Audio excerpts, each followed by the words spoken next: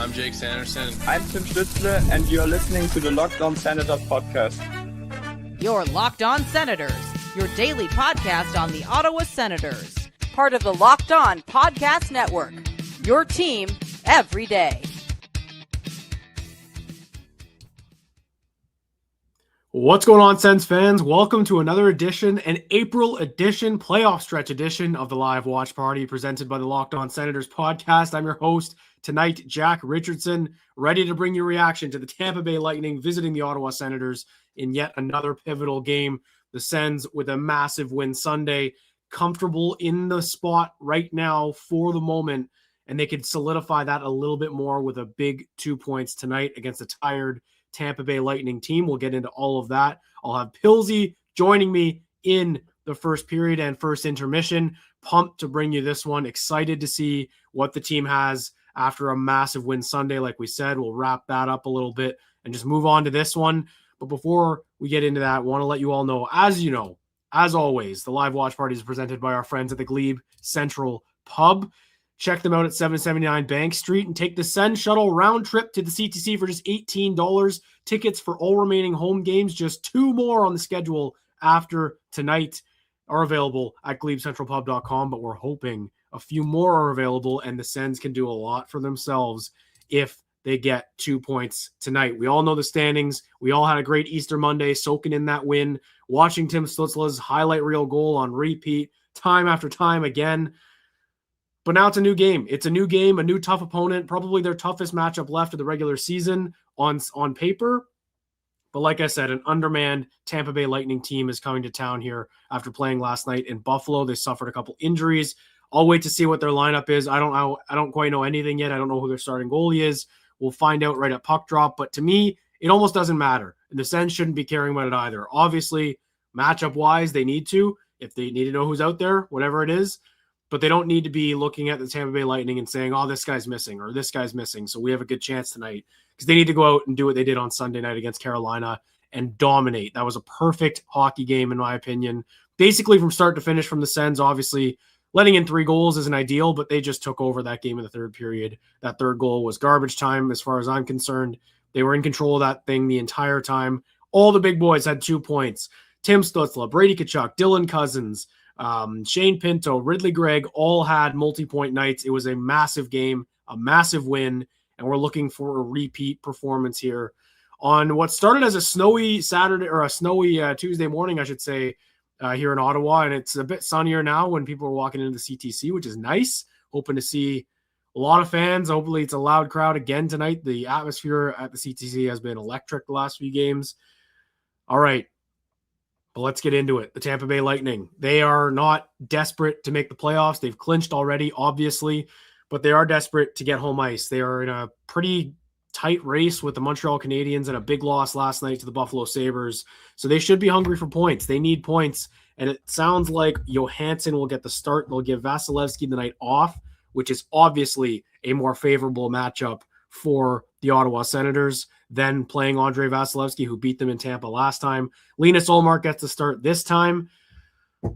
Let's see, man. Let's see. I mean, this is just another moment where they can get some wind in their sails here. I feel like the momentum coming off that win Sunday with how the out-of-town scoreboard treated them. Obviously, tonight, one team that is chasing them is going to match them at 90 points. Regardless, Columbus and Detroit are in action.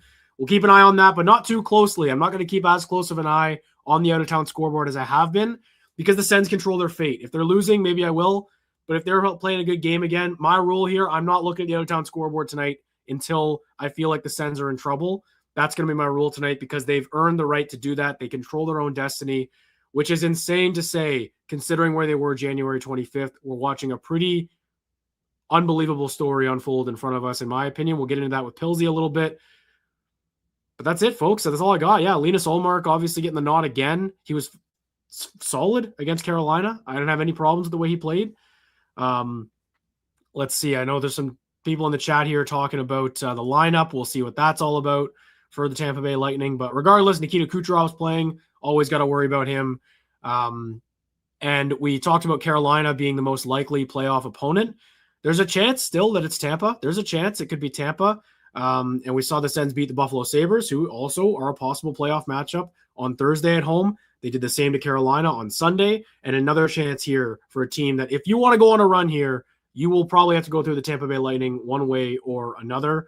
So setting the tone here on home ice is key for the Ottawa Senators, not to mention the 2 points on the line for the standings. We talked about the tiebreakers, all of that, the out-of-town scoreboard doing well for them, but they just got to go and play their game. And I think Travis Green put it perfectly after the game. If anyone caught that video, the Sens released of him in the locker room post-game, Travis Green was very blunt with his team after a big win, just saying, work your you-know-what off, and good things happen. And it looked like that message was pretty felt, let's say, among the entire lineup, through the whole lineup on Sunday, because Pinto was flying. Stützle obviously had that highlight reel goal. He was flying.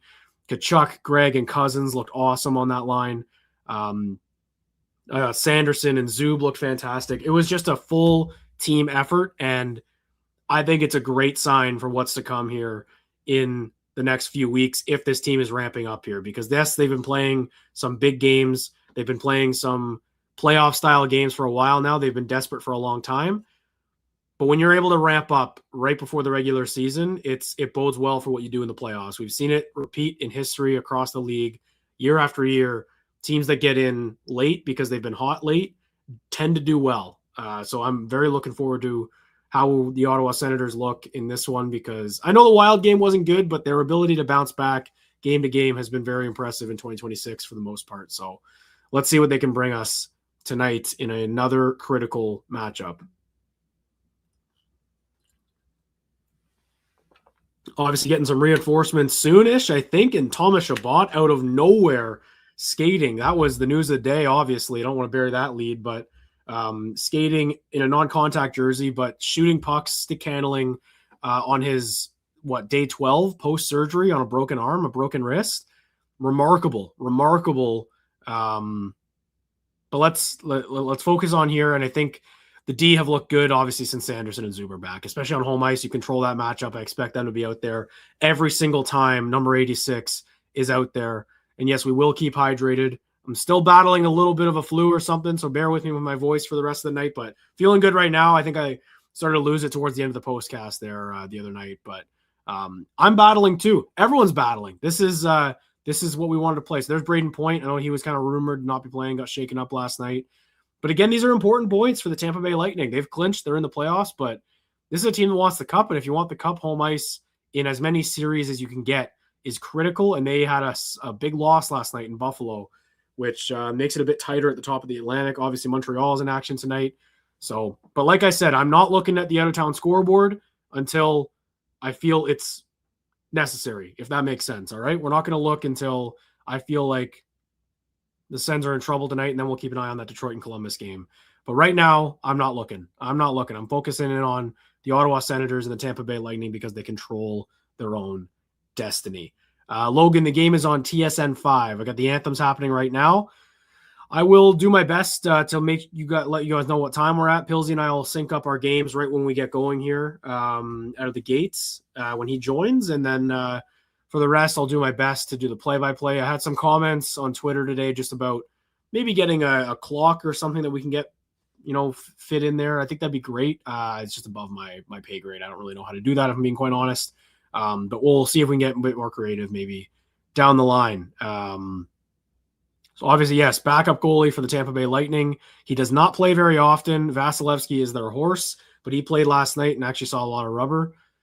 So tonight is Andreas Johansson, I think. Jonas Johansson, excuse me. Jonas Johansson. Let's get some GSG going as the Canadian anthem is going here. Another big one. Another playoff-style game at the CTC in April. I know it didn't feel like a spring morning today, but the sun was still out. Sun's still out right now. Hasn't set yet. And I'm just looking for more of the same. This is a big game. I'm excited about this one. Very excited.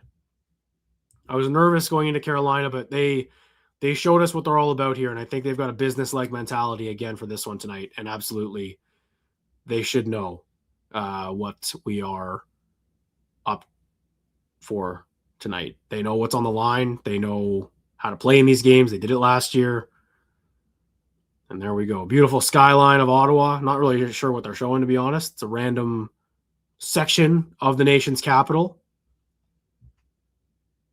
And the anthems are done. We'll get the score bug up. Pilsy will be in here momentarily. And there's Nikita Kucherov, the leading scorer in the NHL. But you know who's a good guy to have when the leading scorer is playing? Is Jake Sanderson. So Jake Sanderson and Nardum Zub will be out there, I believe, every single shift against number 86 at even strength if they can. Look at that Locked On Senator sign behind Kucherov. I didn't even notice that till just now. Citizen, boots on the ground. That's great. Good to see that right behind the bench, right behind Noodles there, I think. That's great. Yeah, look at that. You can see it on the screen right between the benches, the little white sign. That's awesome. All right, puck is down. Tampa wins the draw, and we have first period action. Here we go. Puck goes out of play already, so 8 seconds in.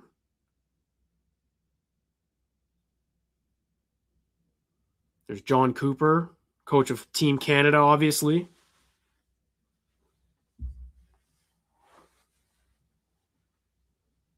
He's always a force to be reckoned with. Neutral zone draw. Tampa won it again. Sens just dominated the Hurricanes in the faceoff dot. And here's a chance already. Dustu. Olmark makes a save. And Tampa's on pressure here early. Brady's got it in his own corner and just flips it out to center. And look at Dylan Cousins right on it. Good speed from Cousins. All right. And here we go. I got co-host Locked On Senators podcast joining me, Brandon Pillar. Did you see that sign behind the bench? Yes. Yeah, that's Kenji and Bev. They let us know they're making that sign behind Noodles. So awesome to have a couple citizens in plain sight repping LOSP. We appreciate them. All right, Pilsy, before we get into that, I'll just get your time here. What are you looking like? I got 19:10. Okay. I'm going to pause. I'm at 18:54. Oh, okay. You got a good jump on me here. 54? Okay. Yeah. Cool. All right. 55, 54. There we go. All right. Synced up.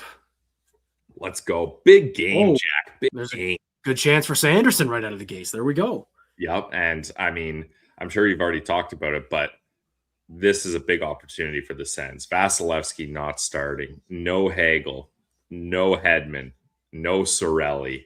Am I missing someone? No, Point's playing. So yeah, I think Point was the only guy we were kind of not sure about from last night in Buffalo. It didn't end up being as rough of a game, I think, as we were all expecting between the Sabres and the Lightning, including both of them.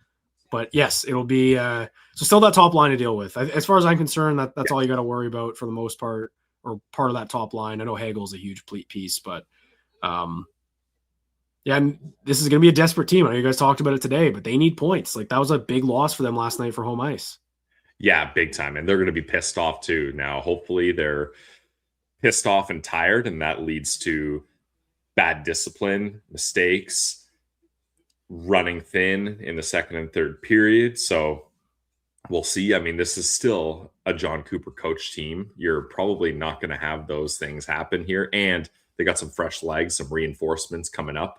Like that fourth line is pretty much all called up guys. I think it's Duke, Peltier, and Geeky. So, and I don't think any of those three guys played last night. Yeah, they've got a lot of call-ups, and there's Batherson with a good look after an icing. Another good look. Timmy! Oh, okay. I'm behind you again here. Okay. Damn. Yeah, that's a good one. So I'll pause at 18:25. Okay, cool. Yeah, my internet, I'm struggling with it. 18:25. Okay. All right. We'll just keep an eye on that, I guess, if it keeps up, but that's all right. Yeah, should be good the rest of the time here. That's a good look for this line, and here they come again. Batherson on it. I was teeing this one up, and I know you guys talked about it yesterday, but the game on Sunday was everyone going, and it's when that happens with this team, they're hard to handle. And I like this start already. A couple good shifts from the top line, good chances, and keep it rolling. Yeah, and I mean, that's how you want to approach a team that's coming into your barn second half of a back-to-back with travel. Like, get the jump on them, use that energy, use that legs, get them, play physical, finish your checks. So I'm liking what I'm seeing from the Sens so far. Yeah, not to pick on a line that I didn't think was at their best against Carolina, but the fourth line I found didn't have, their game where they set up the next lines. It was really the top nine taking over for me, but I'd like to see them get going tonight, especially against that call-up line, let's say, if you get that matchup head-to-head. They're a good fourth line, and I just think they didn't have their best game because Carolina's is also good. Definitely, yeah. And yeah, that's a great chance for Timmy there.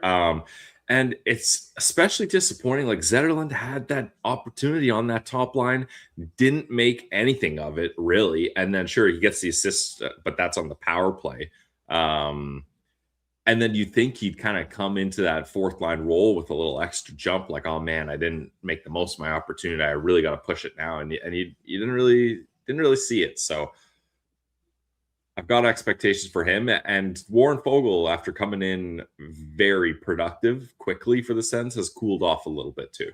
Yeah, that was kind of the guy I wanted to focus on. I just feel like he's trailed off a little bit, just effectiveness wise. But again, we're nitpicking here on a big game. I just want them to be able to play a lot of minutes. Like I want them to be able to have a pretty regular shift throughout this one. That's when they can take advantage of this Lightning team. I just love how they know what's at stake, and that was what came through on Sunday. Like they realize this is a huge spot for them, and no better way to show that than Timmy's goal in the first period. Big time, yeah. And I mean, like, they're in the playoff spot. They control their destiny. It's not like they're one of these teams that are chasing and now dependent fully on the out-of-town scoreboard. Like, they got their luck from the out-of-town scoreboard, and now it's your spot to keep. Are you going to hold it or let it slip? So these guys understand what's happening now. So, Pillsy, I made a vow to the chat today, and I don't know if the chat doesn't have to follow it. They can let me know in the chat what's going on, but I'm not going to look at the out-of-town scoreboard tonight until I feel like the Sens are losing. Blinders on? We're going blinders. We're focusing in on the Canadian Tire Center tonight. No other tabs except for Game Center during this one for the stats. I'm not looking because you're right. They control their own destiny, and whatever happens in their games matters. And Timmy's going in the box here for something. Yeah. No, I'm with you, Jack. I'll join you on that. We're locked on to this game here. So let's go. Stutzle's getting a slashing penalty here early.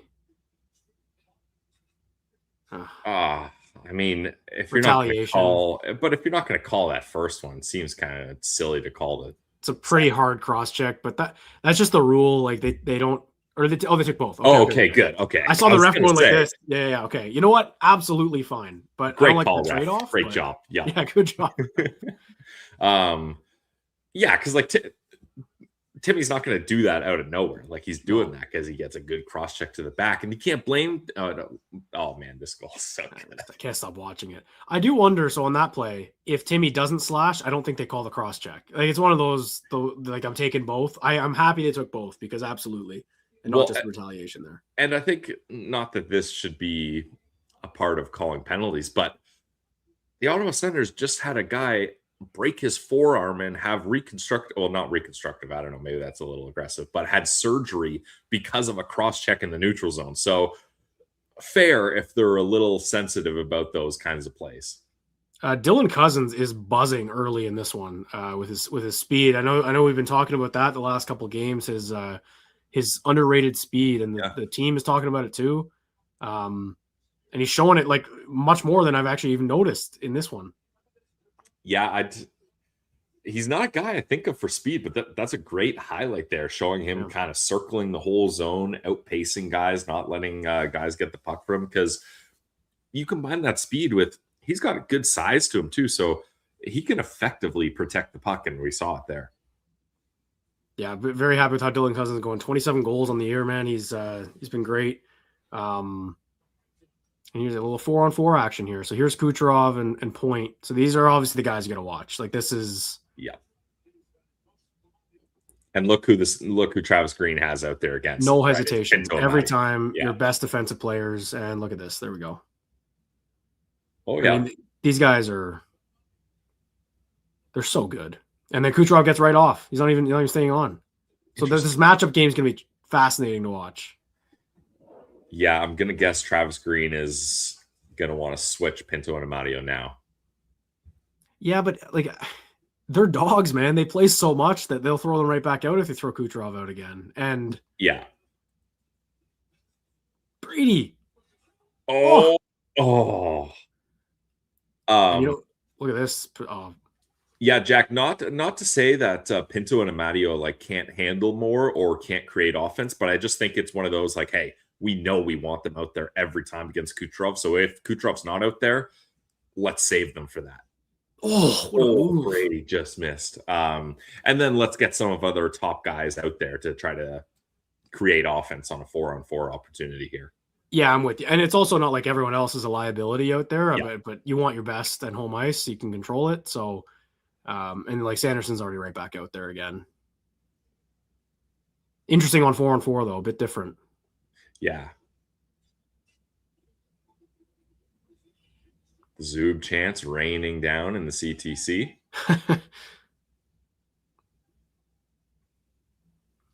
There's Cam Crotty, obviously getting a chunk of NHL games here. Good for him. I've liked what I've seen. He's not out, expecting him to be Tyler Clevin out there, but I think he's steady. Yep. I like what I see.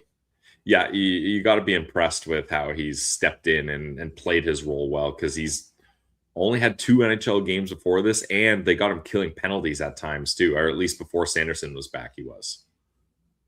There's a good save from Linus. Good save, good hold, good tracking. Getting his third start in 4 days here. Obviously, that was the headline coming into the Tampa game last time. They didn't play, but luckily not this time, Jack. And then you look across the ice, Vasilevsky. We thought he was going to play in back-to-back games. In fact, Jack, I guaranteed Vasilevsky was going to start at back-to-back games. And oh my God, I'm so shocked, so disappointed that guarantee didn't happen. What a surprise. Yeah, you were. I knew what you were going for, and you got your wish a little bit there.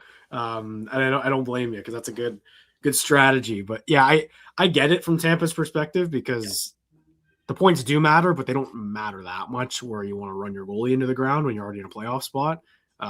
So I understand it, and then from Olmark's perspective, when he played on the weekend, I got it because it was a bad game Saturday. Wasn't overly taxed. He's like 22 shots against, not like he's faced 45, right? Like it made sense, the spot. But I'm happy he did it, because not that I felt like he owed it to anyone by any means, but he's the best goalie they have. He's a great goalie at his best, and he's been playing very well since the Olympic break. So I want him in there as much as possible when he's comfortable. And he looked sharp on that first save. We'll see how he looks all night. Yeah, and I think it's important too. Obviously, the Linus Ullmark needed rest, so he didn't play last time against Tampa. That got heavily scrutinized, magnified, kind of blown out of proportion. But look, if he's going to sit there, and him and the coaching staff, who knows how that decision was made, and they're like, you know what? I don't got it today. I need rest today. Okay, that's fine. But then when you got it and you don't need rest, and and the team needs you, you better step up. So it's hard to be that upset about it in hindsight. At the time, sure, it's disappointing. You want your guy there, but like you mentioned, he's now played the last 3 games, including starting both halves of a back-to-back, and now playing only a day after, or a day in between those. So I think you got to be okay with that. Yeah, and I think with them controlling their fate here, oh boy, here we go. Whoa. Timmy hit McDonough, and I don't think McDonough was happy about it. And neither was Tampa. I don't think it was that bad on McDonough, but it was just like a weird. Man, Tampa, like I feel like when they do this, they're trying to be what the Panthers have had success doing. I just don't buy it from them. You know? Well, I don't know, Jack, because I think the Panthers got that formula from Tampa. Did they? I guess they did, yeah. It's just I meant more from the top guys, like the Panthers, it's Tkachuk leading the way doing that. So let's see this. Bennett, yeah. I don't love that from Timmy. Oh, I mean, it's a fourth liner though going after him. That's probably why. But like, I wonder who they're called. Like, I don't think they called Stützle originally, did they? I don't. That was Tampa. You got a power play. Okay. Okay, they're just doing Tampa here. I think that's fair, man. That wasn't a vicious hit, and he comes after him like that. I didn't like it, but I don't think Timmy stuck his leg out. It was McDonough getting Yeah. out of the way and not liking it. But, hey, shout out refs again. Like, that's a good call, I think. You got to call that retaliation. Yeah, exactly. And I mean, Timmy's not the guy that makes those kinds of plays. And especially, like, if Timmy's out there and he sees it's the other team's fourth line, all pretty much AHLers just called up today, you think he's going to go out of his way to take a penalty? No, he's like, this is a prime opportunity for me to get some offense here. So I think that is the right call. Now, I don't want to get into this kind of game with Tampa, though, like where it's trading power plays, a lot of penalties. But here's a huge moment here for the power play. Take advantage of that. That's a dumb penalty by Tampa, in my opinion. Like, I just got called up. Yeah. Let's see it here. Power play went 2 for 2 on Sunday against Carolina, Jack. Why not today? They were hot, and you guys mentioned that they're streaky. And if they're streaky, that means they're going to get hot again tonight. Batherson? Oh. I like this. This is the hungry mentality that we saw in that first one.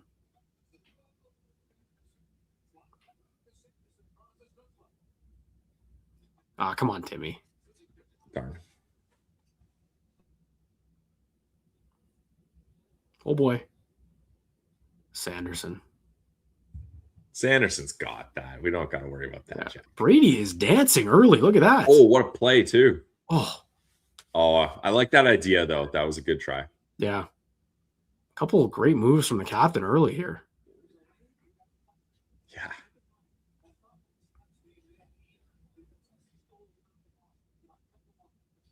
Batherson bringing it into the zone. Got taken down. No call. All right. It's all right. Just keep playing. Yeah. I would have liked Batherson to shoot that there.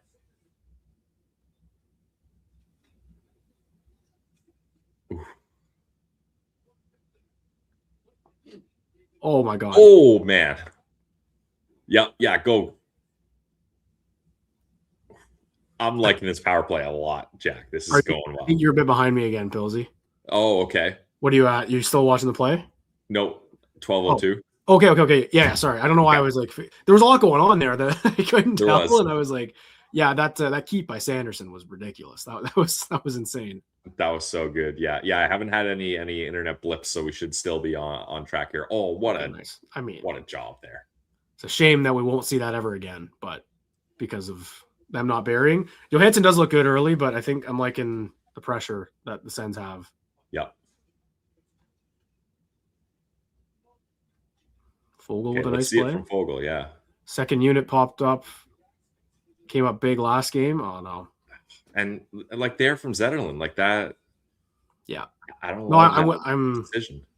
I've liked him for a good part of this season, but lately I haven't. I'm Agreed. with you. Like I think he needs to show a bit more. It was a nice play on the Pinto goal, which ended up being the game winner. It was a big goal at the time too. So if he can step up and make plays like that, whoa! Oh. There's Gord. I'd say a good, not great power play.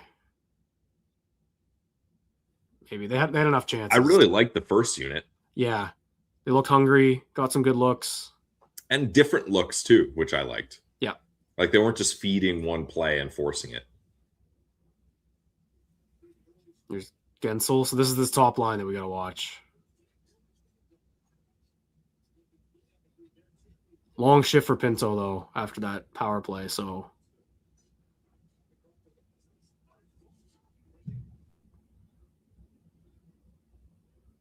nice block by Zub. Oh, bounced right over his stick. Yeah. I mean, these guys are. That's a good save. All right. So with that top unit, I find that they'll get hemmed in every now and then, obviously, because they're playing against the best competition. It's going to happen, but they're usually pretty good at keeping it to the outside. I'd say that was keeping it to the outside, but Tampa was threatening there. Like they're always moving around, and then that whole time Kucherov barely touches the puck, and you got to watch him at all times. Yeah, definitely. Yeah. So that's Ullmark stepping up there with a couple big saves. Yeah, and I find Ullmark can have a hard time when there's traffic in front tracking the puck. I find he sometimes chooses the wrong way to look around traffic, and that gets him into trouble. But he was right on there. He was, yeah. And there's Nick Paul going in with Ridley Gregg for a face-off. Sens legend. Yep. Does it all. Yeah. Oh. Ooh, okay. All right. Look, you're not going to be able to have perfect saves and rebound control in all of them, but you got to find a way to be there for those second opportunities, and he's there. So yeah, not great looking for that puck, tracking it, but he's in position. You're not going to be perfect. Won't apologize for him making a save. We'll put it that way. Just find a way to make it. Jack, there's Radish, number 43. Great number. Yeah. Oh, that hit Omar right in the face. He's taking a couple off the mask. Yeah. This is some back-to-back good pressure here from the Lightning. Oh. Here they come again. That kill went to their legs. Yeah. Okay. High stick. I was going to say I'm surprised. Yeah, okay. I feel like Greg might have saved that from going out. That looked like it had a little bit of traction behind it. Yeah. All right, good sequence from Olmark. You're not going to win every shift. Yeah, I like that from Allmark. And I think, too, he's one of those guys where when he starts out hot, that's usually a good indicator that he's going to have a good game, right? Like we see other times where he lets a bad goal in quick and then things just fall off the rails. So obviously you don't love a team of Tampa's skill and talent hemming in your own zone and getting these chances. But if it's going to happen, it's getting Allmark engaged and he's feeling the puck and he's looking good. So if I'm going to spin zone it, I'll say that is a good thing. And Pillsy, like we've talked a good amount, obviously, about how this stretch has gone. But now that we're staring at it, 5 games left, they're in a playoff spot, control their own fate. Who knows what can happen? I'm not trying to jinx it by any means, but we know what playoff hockey's like. So when you start getting in these tighter games, we know it's like that. Like the other team is hungry too. They want to win. They want to win in the playoffs. And the series against the Leafs last year, I think, was perfect. The ebbs and flows every shift, every period were like that. So I think you're right. You get Olmark into the game, and there's going to be shifts down the stretch here where the Sens don't have their A game, and Olmark's going to have to look sharp. And I think he did look sharp there overall and made some great saves.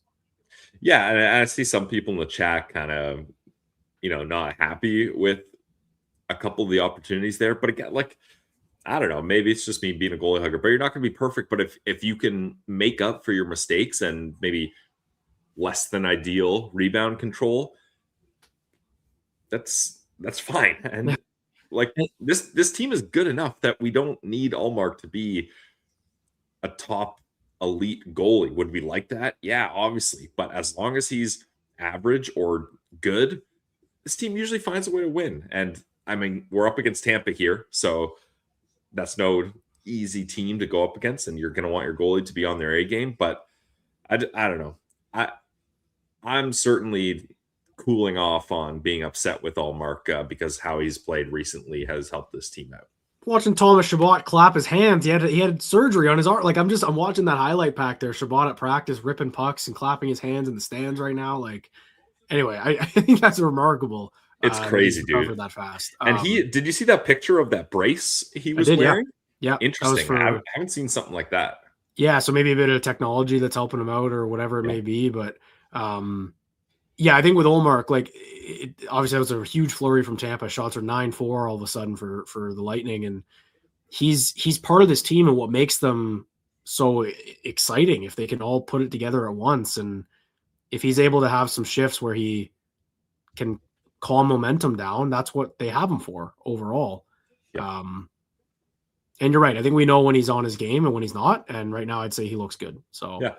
All we'll focus on, but Sens got to get back to their game here because it's another shift here for this top line. Yeah, they've been flat since the power play. Yeah, and there's a good freeze from Linus. They, the Bolts are going to do that. And I wonder if this continues here, if it's Kucherov, Point, Gensel just hemming in this top unit. I wonder if they just say, you know what, let's get our other guys out there against them and see what happens. Yeah, you might have to a couple times. Yeah. Yeah. The list just it's crazy, dude. List of defensemen. It's an old picture of Chabot too. Yeah, Looks true. younger than Yakimchuk in that one. Yeah. 11-4 on the shot clock.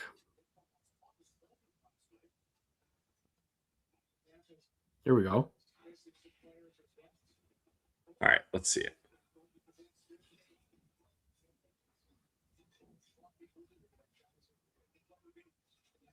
See that's righty on the left side. It's tough. Yeah. The offensive zone is so hard. There goes Lassie. Nice play, man. Yeah, I was gonna say I'm surprised they were like that because that's Crotty out there. So you got another nice pass. Righty. Well, again, they have one lefty on D, and it's Sanderson. So they've been. That's the other thing that I don't think we're talking about enough. Crotty's a lefty. No, he's a righty. He's a righty. He is? Yeah, that's why. That's why Lassie's I thought he was a lefty. Yeah, so true, this whole actually. time. Yeah, never mind. Yeah. Clevin and Gilbert have gone down. Like it's all their left shot defense, and they're going down too. So they keep dressing 5 righties back there, which is just impossible to play with sometimes.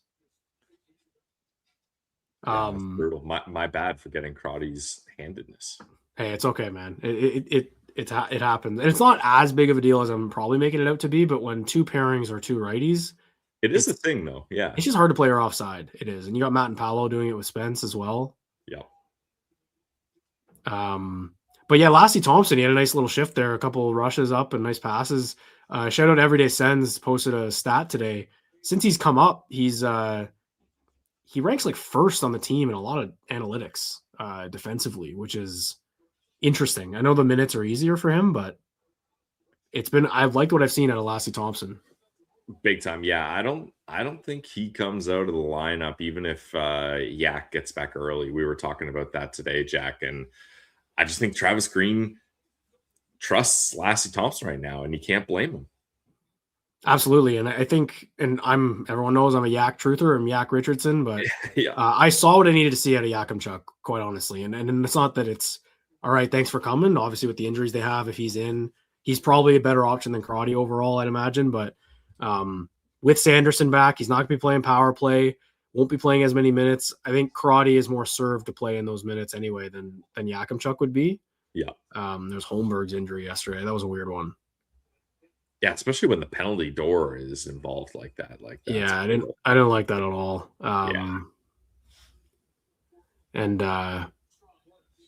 Anyway, it's a problem that we don't have to talk about yet, but I've liked a lot of what I've seen from number 60. And I think the Sens have too. They got him out there with Jordan Spence right now. Yeah, I mean, that's important for him to have some good showings here, Jack. Like, we forget, this is a first-round pick from 2019. Like, he was drafted, almost 7 years ago now in the first round. Like, typically you get a little bit more out of guys when you spend that kind of draft capital on them. So it's not like, look, development's not always linear. Sometimes it takes guys longer than others, but it's nice to see some returns on that now when you need it. Well, and it's great. I feel like he probably had a couple other options to go to NHL wise, I'd imagine, or AHL wise, but he picked this organization because he's comfortable here. He knows it. He's comfortable with the guys. And he was gone for 1 season when he went to Finland or Sweden, I guess. So it's just great that he's back, I think. And he was a piece that for a couple of years, at least early when he got him, we were excited about, very excited about, I think, as an offensive option on the right side. Didn't work out, but the Matt Duchene trade, he's the main draft pick in the Matt Duchene trade all those years ago to Columbus. That's crazy. He's helping them out in this kind of playoff stretch.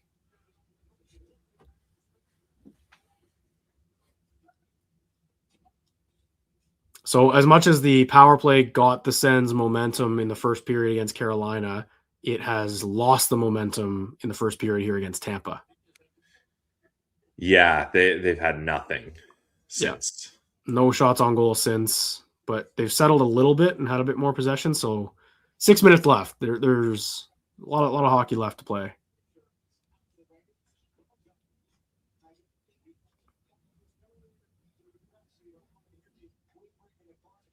Good forecheck by Giroux. Yep. There we go. Oh, kicked it right out in the slot.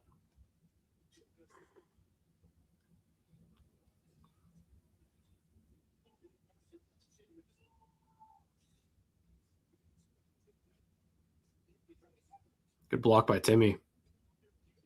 Yeah, you'd love to see that. Yeah.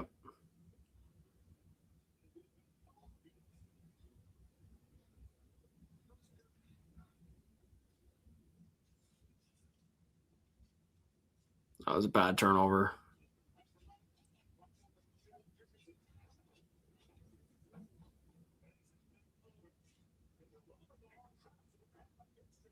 They're really comfortable just sending those shots in from the point. That must be their game plan on Allmark here. Oh, Fogle had a good chance there. Yeah, dang. I don't like when the camera angle switches, though. I didn't see how good that was. I think he had a breakaway. Yeah, it was at least a partial break. That's good. That's what I want to see from Fogle. The speed, fourth line getting a bit of offense. Oh, here we go. Oh.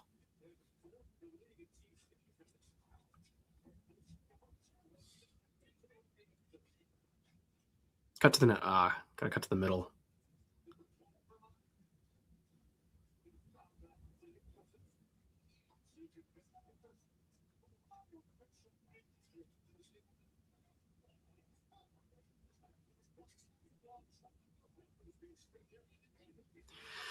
Couple good shifts there. I like what they're doing to get these looks, but they're just kind of gripping it too tight around the net right now. Yeah. I wouldn't say that Johansson's playing on his head by any means, No, since the power play, he hasn't had to do much here.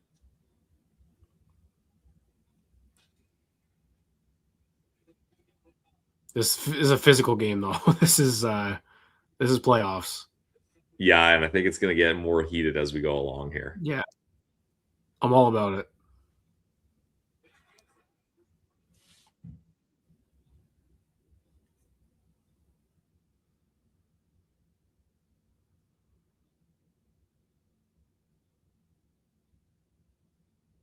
Oof.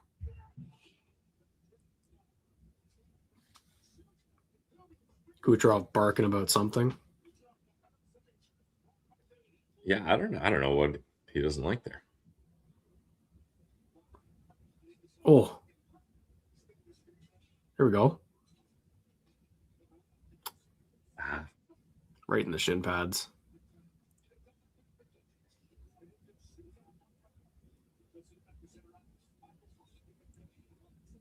Here we go. Matt and Paolo. Oh.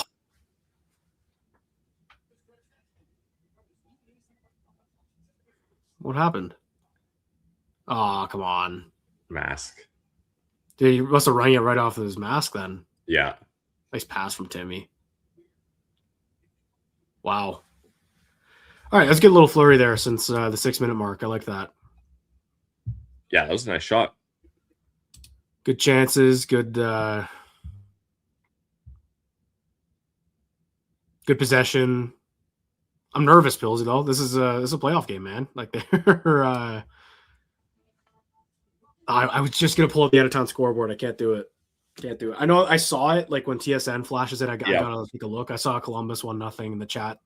Let us know, but I had it for a few games in a row there. I was pulling it up literally every whistle and going through it. Like we don't need to do that though. But that is the result we want if anything's gonna happen. Yeah. The other games weren't positive for us, but yeah, we're gonna hold off on that. But you especially, I can understand it. It's almost like your habitual doom scroll. Like as soon as there's a break, you're like, all right, scroll through the out of town scoreboard. No, we're gonna hold off on that. Oh, it's 1-1. See, like now in the chat it's 1-1, and I'm like, no, like what's going on? But that's the thing. It's a habit, and it's because there have been so many games to watch for the most part. But then we're also getting like Devils trailing 2-1, Florida's leading Montreal. Like those games don't matter anymore, folks. Those are out of our jurisdiction of caring, in my opinion. Like I don't care how Montreal's doing anymore. I don't care how honestly, I don't care how Carolina's doing, even though we want them to keep getting points and we would like that matchup. But that's just because the Sens played them well yesterday. If they didn't play them well yesterday and they beat the Wild, we're not sitting here being like, I want Carolina. We're just sitting back saying we want whoever, you know? Probably. Yeah. Although I know for sure I do not want Tampa. That I know. I'm comfortable saying that I don't want to see Tampa in playoffs. Yeah, no, I'm with you there. But again, the Sens can't control that now. It's more about what Tampa and Buffalo and Montreal do. So I understand watching those scoreboards a little bit, but I personally don't want Montreal. I don't want I don't want them either. Yeah. Not in the first round, at least. I don't want another series of this. We got to fill the building kind of thing. Like, give me Carolina. Give me a team that has no fans here or a few fans that we can just have a full crowd. And I'm not trying to make this a comment about Sens fans not going. Don't get me wrong. I understand what happens. I'm not. It is what it is. Yeah, but it's going to happen always. After Buffalo dealing with that with Toronto last time, it'd be nice to get a break from it. Exactly. We've earned it, man. After suffering through Game 3, like I did. You were at Game 4, right? Or were you at Game 3? No, too? both. I did both. Yeah. Game 3 was. I'll never forget it for good and bad reasons. Yeah. That's fair. But anyway, we'll cross that bridge if it comes. There's a good stick by Pinto. Thought Shane Pinto was so good on Sunday. One of his best games of the year for sure. Yeah, I liked him too. Yeah. So let's hope he can have another good game and get a point here. Then we can feel a lot more confident about how this game might go. Yeah, definitely tighter checking than Sunday, but their legs are there. Oh.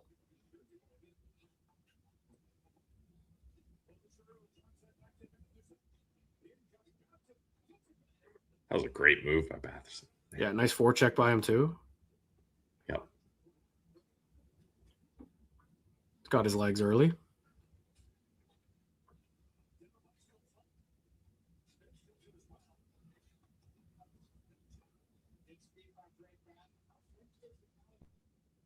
This line looks nice. They look nice play by Crotty. Giroux. Ooh.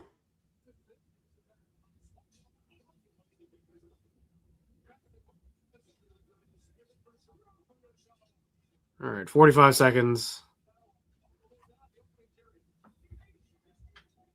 I feel like Thompson's had a lot of ice time this first. I'm curious to check afterwards. Yeah, we'll check in on that.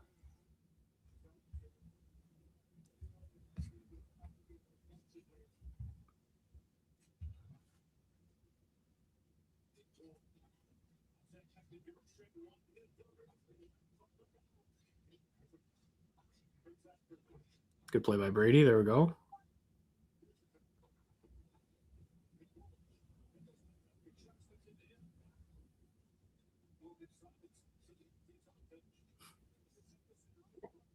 All right. That'll do it. That was a pretty eventful. Yeah, that was a good period. You saw a bit of everything there. Yeah. Sens outshot 11-8. You don't love that, but I mean, honestly, even with all the injuries to Tampa, getting out of the first period tied is okay. And hey, we thought getting out of the first period up 2-0 last time against them was huge, and it was not. Jack, we were so cocky in Tampa. I mean, you can imagine. Ross, we talked about it today, Ross Bronx cheered Vasilevsky in the first period. We were, maybe it was a bit of liquid courage. You get a bunch of boys together for the bachelor party. We're feeling good up 2-0, but mistakes were made early in the first, so we're not going to do that here. Not to dive too much into that game, but we might need to talk to Ross about getting on the opponent's goalie, because in the Anaheim game, Ville Husso turned into a Vezina candidate after we started chanting his name in the second period. After he let in 2 goals, he only let in 2 the whole game. But that's so funny. But yeah, I mean, it was that kind of game, but I didn't feel like that period was as strong as this one from the Sens. I'll put it that way. They generated way more in this one. They were on their toes. Looked like they didn't play last night for the most part. And I think what you were saying during that little flurry, there was maybe 3 minutes there where Tampa got all 11 shots, it felt like. Yeah. That's good, though, for Ullmark. I'll take that, because I think he is a goalie. The more he sees, the better he is. And he felt the puck there.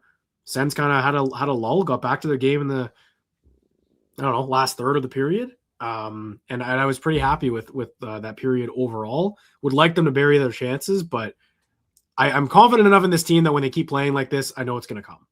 Yeah, and I mean, let's be real here. I don't think, again, even with the injuries, I don't think anyone is thinking that the Sens are going to blow this team out of the water. This is going to be a close game, I think, either way. Like even that 4-2 game in Tampa, I know we keep referencing it, but it wasn't that long ago. That was a close game. Like the Sens were right in that right till the end until Gensel gets that game, well, not game winner, but he kind of ices it, getting that fourth goal there. Like the Sens had an opportunity to make something out of that game. I anticipate we're going to see a similar style game here today where maybe they're going to trade chances. You're going to see back and forth goals both way, and it's going to come down to the final 10 or maybe even 5 minutes of this third period. Hopefully the Sens can get a regulation win, because now, like, we want the points, but I'm really looking at that tiebreaker, and getting wins in regulation is almost like a little extra boost here. I mean, really the only team that we're worried about for that is Washington, and they're kind of lower on the totem pole of the race here, but I don't want to take any chances. So if you can get the regulation wins, that's going to be really important. Yeah, I'm with you. And I don't think you're sitting there, you look at the shot clock and you're saying, oh no, like that was a bad period from the Sens. But I'd say, I don't know what Money Puck says, but the expected goals are probably in the Sens' favor. Just got the game center pulled up. I'll run through the first period stats quickly. Shots 11-7 for Tampa. Face-off 64% for the Lightning. Uncharacteristic of the Sens there being that far down, so look for that to improve. Over 1 on the power play. Tampa had 4 penalty minutes there after that 4-on-4. 8-6 on the hits for Tampa. Block shots are pretty even. Sens had 1 more. Lightning had a few more giveaways. Pretty even period, I'd say. The Lightning just had a couple more shots on goal. But I'd say ozone. And there's Lassie Thompson getting the intermission interview. I wanted to bring up his ice time, Pilsy. Do you have a guess of what Lassie Thompson played in that period? I did feel like we saw him a bunch. I mean, in one period, though, you got to take that into account. I'll say 5.5. Well, yeah, shout out Jack. He was 6th among all 6 defensemen in ice time. That's tough for me, but I felt like he was out there a lot. He had 7 shifts. I don't know if that's indicative. Matt and Paolo. Wait, so what was his ice time then? 4:22. Okay. Not super high, but I mean, I felt like he was out there. You know what? He was noticeable. I liked what he was doing out there. He's moving the puck really well for how comfortable he's been. That's tough. I thought he would play more. I thought that was way higher for sure. Like you said, he's just making the most of his time out there. So that's not the worst thing. Shout out our guys, Locked On Canucks, Sens for the cup. We love those guys over there. Where, hey, Sens win the cup, Canucks get first overall pick, and great. we can be happy with both of those outcomes. Shout out Trevor and Kyle over at Locked On Canucks. Absolute beauties. They make great content, hilarious guys, and the graphics that they put out, their thumbnails, they put a lot of work into those, and they're great. So go check them out, guys. Yeah, good stats here. I've got the expected goals, Jack, if you'd like to hear it. Sure. Courtesy of our friends over at Natural Stat Trick, the Ottawa Senators, 5-on-5. They've got the lead here, 53.3% expected goals. They got 4 high danger scoring chances to the Lightning's 3. But scoring chances, the Lightning got them beat 10-8. So 3 high danger chances for the Lightning there, really? That's a little bit surprising to me. Yeah, I'm not sure what, and that's the thing. High danger chances are interesting. I think there's times where I'll be looking at them. I'm like, how is that not a high danger chance? How is that a high danger chance? So take it with a grain of salt. But yeah, that's according to Natural Stat Trick. All right. Well, we'll take it for what it's worth here. I'm just watching some highlights of Tkachuk just moving the hands and the feet there. That was on display there for the captain in that period, which I like to see. He's been great offensively. I was looking at some of the numbers. He's right there with Stützle since January 25th, since the season turned around, with the points. It's been right there for Brady. Trying to think of what else stood out to me in that period. The power play was a little lifeless, I'd say, like just not as good as it was against Carolina, that one try, but it's one opportunity. Not going to read too much into that. Tampa, that top line's a problem. They're a handful, even for this defensive unit. So got to keep an eye on that, especially second period, long change. You never know. That's probably when they're going to strike and be at their best. So So I don't know, man. Like, what were you thinking about that period overall? Do you feel more or less comfortable about the Sens going forward in this game? I mean, I would say the Sens are losing 0-0. I don't think they're winning 0-0. I think Tampa got the better of them in that period, especially considering Tampa didn't have a power play to work with, and the Sens really only, I thought, got cooking on the power play. But it's just crazy how good this team is. Like you mentioned the guys out, but then like you talked about, Jack, that top line, they still have a top line of Braden Point, Jake Gensel, and Nikita Kucherov. Like, it's pretty good. That is an unreal line that's going to give this team a lot of trouble. So Pinto, Amadio, Cousins, and then Zub, Sanderson, they're going to have their work cut out for them here going up against those three guys. And then I know Victor Hedman's out too, but don't discredit how good Darren Radish is. And then JJ Mosers has been a really nice addition for them when he came over in the Sergachev trade. So like they still got guys you got to worry about here. They've got tons, man. They're a deep team. They've been good all season. I think they just fell off a little bit with the condensed schedule around the break, whatever it was. And they had a lot of guys go to the Olympics. So you got to keep that in mind too. They did a lot of Olympians. And quite honestly, like Johansson looked pretty good in that period to me. I know I was saying he wasn't robbing the Sens and making that much of a difference in terms of what Vasilevsky would have been doing, but he still was good. Didn't let in a goal. Saved some pretty big ones with his pads. And that blue line is impressive to me for Tampa. Like they're very mobile, I think, without Victor Hedman. Very unexpected. A couple of those guys, I know you guys were talking about that today as well. Yeah, good period from the Sens. I think something they can build off. They built off a lot of those shifts. I thought the fourth line looked good. Fourth line was happy with. That was not my key to victory, I don't want to say, but it was my look out for. I wanted to see that fourth line be a bit better. I like Fogle, had a nice rush, breakaway kind of chance. And yeah, I'm not disappointed, but not thrilled with that period. I'll put it that way.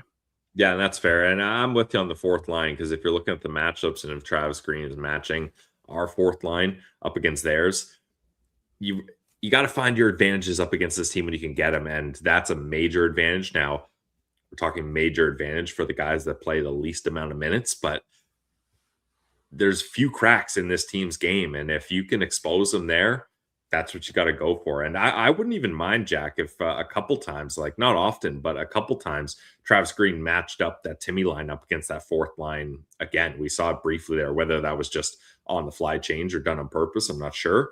But that could be a way to try to get at this team is make the most of when those young guys are out there. I completely agree. I like that matchup a lot. I didn't really notice a lot of other Tampa lines, to be honest. That's why it's not a worry for me. And I think I'm excited to see how this defensive unit does again when they come out. And that was, by their standards, a bad period. I feel like they got outshot the most heavily because they were playing against Kucherov, Point, and not Hagel, and Gensel. So I'm curious if they come out and they have a bit more of an assertive period. But yeah, we'll see. Like I think Jake Sanderson can probably step it up a little bit. I don't think he was bad, but we're used to seeing him stifling a lot of those chances, and he just wasn't able to do that with the way they snapped the puck around. But it's like going in the halftime for football, like looking at some film and just regrouping and changing the game plan. Yeah, so I'm just looking at more advanced analytics for that period, and yeah, the fourth line was good. Their Corsi for percentage 50%. Their expected goals at 75.24%. And then that third line, which is the line we're looking at the most here, expected goals percentage of 71.43. And I would assume most of that time was spent up against the Kucherov line. So not bad, all things considered. Goes to show Jack doesn't know what he's talking about for the most part. I'm 0 for 2, I feel like, here with Lassie Thompson saying the third line got caved in. Linus Ullmark looked great. Let's talk about the goaltender. Sure. Looked active. Couple of plays where he wasn't sure where it was, but the positioning was good. Made the save. I don't care how he makes it. He's got 11 saves in that period. I'm not going to look back on this first and say, you know what? Yeah, but 2 of those were a little shaky on Ullmark's part. So I'm not looking at that at all. I think he looked solid, and he was a difference maker in that period at least. Yeah, I think so. And he's going to have to be here. Like Tampa is still going to press. I think maybe as the game goes later, you're going to find advantages for the Sens. But right now, it doesn't seem like a team that just played last night and traveled. So you're going to need your goalie to bail you out a couple times. Well, bail them out isn't really the right term. But you're going to need him to be sharp. And You need him to be making second saves. And like I mentioned, like I'd be interested to see the shot chart. I'm not sure where I could find that. Is that on the Money Puck has that going sometimes. Yeah, Like Money just a Puck. little heat Okay, map. because it really seemed like all of the the Tampa Bay Lightning's chances or shots were just from the point and trying to make the most of getting tips or deflections. Yeah, okay, you can see it here. Yeah, a lot of them from well beyond the circle here. They had a couple good chances in tight, but for the most part, they're just sending the puck in from far out. Yeah, and that's the book on Olmark. I feel like is getting beat with the screen. I remember earlier in the season when he was really struggling to start. He really had a bad save percentage. Actually, Mike Kelly, the guy we were speaking about, posted that. He's right on the screen right now. He mentioned that Olmark's not good on screenshots, and I think that's where teams probably look and they're like, we got to do that. And when he's fighting, he's made a couple saves through it, and I think we know that's not his strong suit. So it's not exactly a bad game plan, I'd say, from the other team. However, that being said, I think they did a good job of boxing out, did a good job of clearing rebounds, whatever it may be. So there's a lot that goes into every chance against, and obviously we like to look at analytics, but I'm not a huge analytics guy. I like using them to confirm what we see, and I was way off on what I saw there, I guess. Hey, sometimes the eye test and the analytics don't match up, but just to expand on that too, Jack, like if I'm Tampa, like we talked about with Allmark and the screenshots, but also most of your decor is injured too. So sure, if Allmark makes a save, you're probably fine banking on hoping you can out-muscle or outsmart this decor and get those rebounds or create those tips or create those chaos or get guys into areas of soft ice to get open, to get those opportunities in tight. So it makes a lot. I like John Cooper's a good coach for a reason. It makes a lot of sense that that's their game plan here up against Tampa, and playing like that is a lot easier on the legs. You don't get as tired just sending pucks in like that. You're not banking on getting rush chances. So hat tip as we're talking through this is a smart strategy for Tampa. You got to hope that the Sens can recognize that that's what they're doing and adjust themselves accordingly. Well, and that's how playoff hockey is played. How many goals did we see that were like that in that series last year, where it's just getting bodies to the net, hits a leg, finds a lane, whatever it may be? Like Sanderson's overtime one is a perfect example. Just get it through. You never know. So I think the tighter these games get, we're going to see that. And this, we should point out, is the hardest one on the schedule left. Like this is the best team that they're going to play for the rest of their 5 games. So it's not that it's if they win or they lose, whatever, it's home free after this. Not by any means I'm saying that. But I think in terms of the intensity, this is the most they're going to see. Maybe other than the Islanders, but I expect the Sens to be able to assert their dominance in that one, even though the Islanders have Pete DeBoer behind the bench now, which will be an interesting storyline to follow. And then the Panthers are still coming to town on Thursday. So there's obviously tough games. I'm just, this is the last one. I feel like that'll be as close to a playoff game as we'll get in until the Sens do get there, if they do. Yeah, I agree. Yeah, especially after you just finished that Carolina game. And then like Florida, Matthew Tkachuk is missing this game, expecting his first kid. Yeah, first kid. Yeah. So who knows? Maybe he ends up he's missing the game in Montreal. Maybe he ends up missing that game in Ottawa too, and that's already a depleted Florida lineup. So you got to make the most of it when you got these guys missing from the lineup, much like tonight in Tampa. Absolutely, and I think we won't get ahead of ourselves, but there's 4 games left. It's Florida Thursday, New York Islanders Saturday, and a matinee on the road. The Devils on Sunday on the road as well in a back-to-back. And then the Toronto Maple Leafs on Wednesday next week for the final game of the regular season. And Pilsy, if that game matters, I don't know if I'm going to be able to sit here and watch, even though the Sens have absolutely drubbed them in the last couple of games, like probably their most dominant performances in the stretch in those 2 games on the road and at home. But I can't handle the idea, the sinister idea that they could spoil our playoff hopes. Yeah, I don't even want to think about it. I want that to be a game where the Sens have already clinched, and you can give guys that have got a lot of miles that need a break, that need the rest. You can give them the night off and kind of just, I don't want to say load management, but give them a bit of a break and be like, hey, we don't want to risk these top guys getting injured. We've already clinched. We can't go up or down in the standings. Let's just chill out for the last game of the season. That would be nice because we kind of got that last year. Yep. I think that last game was up against Carolina, ironically, and a lot of guys, or not a lot of guys, but a few guys did sit out for that one. Yeah, they had a couple. They played Philly, Chicago, and Carolina, and I believe all those games didn't matter for the Sens last year, and even the Columbus ones. They had 4 games last year that didn't matter. That won't be the case this year, so they're going to have to play a bit more down the stretch, no matter what, until they officially clinch, whatever it may be. And you just hope that they're ready and able to do it. Now, task at hand in these next 40 minutes, Pilsy, before we get back to the second period, I will leave you with this. Give me your final thoughts heading into the 40 minutes here. And then obviously you'll have the postcast, I believe, afterwards. So just let me know. What do you think in these 40 minutes? What do you want to see from the Sens? I want to see if they get more power play opportunities, bury on them. Because again, you're not going to find a lot of cracks in this team. They're structured. They're well coached. They've got good players still. So when you get those advantages, bury them. I want to see, like we mentioned briefly, let's get Travis Green making the most out of when Tampa does put that fourth line out. I want the Sens to be dominating all those shifts, regardless of who's up against them. And then have Allmark continue to play this game. So those are going to be my 3 keys here is those 3. Sounds good. All right, Pilsy, and that's perfect timing. Look at that producing. All right. we'll say goodbye for now. Obviously, you can catch Brandon Pillar on the postcast after this one. Pilsy, appreciate you, and we'll see you. We'll see you for the next stream. No problem, Jack. Go Sens, go. All right, that's Brandon Pillar, co-host Locked On Senators podcast. Love when Pilsy joins for the first period or sometimes the second period, depending on the game. If it's a road game, he'll be joining in the second period most of the time. But here we go. This is a big second period coming up here. There's Jake Sanderson on the bench looking fired up. Love to see that. And I'll let you guys know when the puck's down. We'll do our best to kind of describe what's going on in a pivotal period once again for the Ottawa Senators.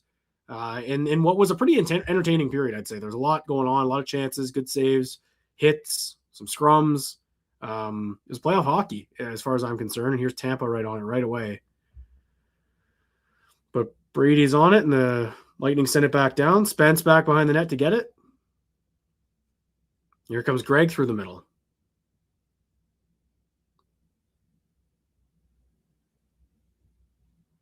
Battling in the corner now.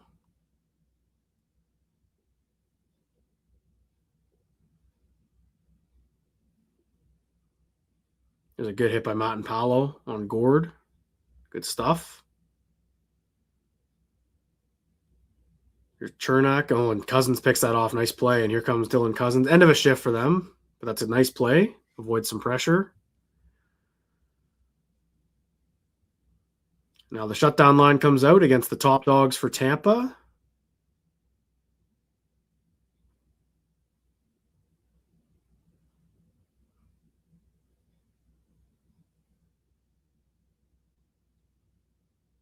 And they go to work again. They find a way to get an entry on this unit, but they give it away to Sanderson. And here he comes. A lot of time with it. Sends it up ice. So what this defensive unit's been so good at this season especially is making the top guys defend, right? And Zub just kind of turned it over there, but he gets it back. So they get tired. Like they're out there for a while defending, and then they have to go. And I think the more we see them do that, the better. And that's how they get to their game.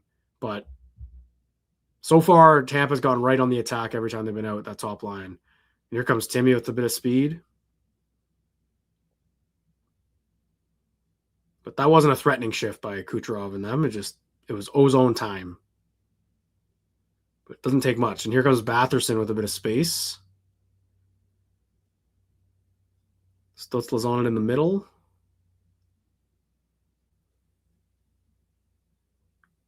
Crotty sends it back down. I'd like to see the forecheck get active here. Another end of a shift there.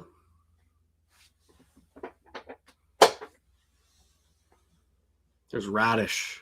21 goals, man. Lightning record. How about Darren Radish setting a Lightning record for defenseman goals?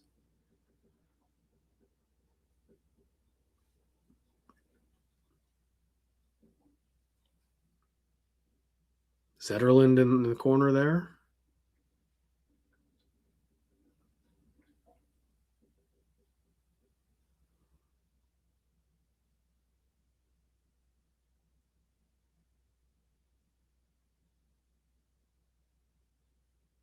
There's Fogle on it.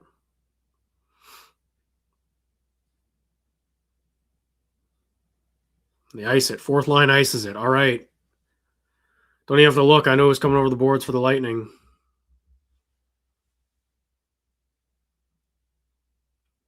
Kucherov has 59 points in his last 30 games. It's unbelievable production. Just insane. He's got 15 more than McDavid. All right, fourth line against the top unit for Tampa. Let's see what they can do here. Lars Eller wins a big face-off. And Matt and Palo's got it now, and he chips it out. Out to center, then they avoid disaster. Lars Eller with a key face-off there, man. That's great. Great stuff. And out comes the unit. Nick Cousins takes a spill.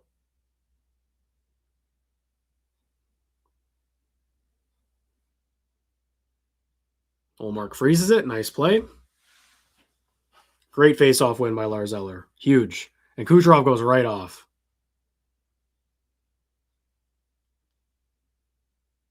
It was a really quick shift for them.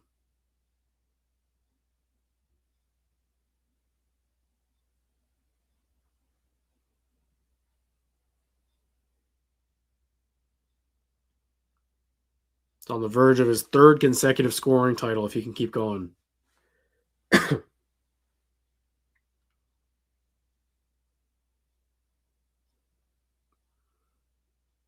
Tampa wins the draw, but Greg picks it off, and Brady's behind the defenseman. Here's Brady Tkachuk. Misses. I think the ref got in his way there. He got hit by the ref and lost his stride. He lost his balance, man. Here's Lassie Thompson with more speed. Oh, and he gave it away.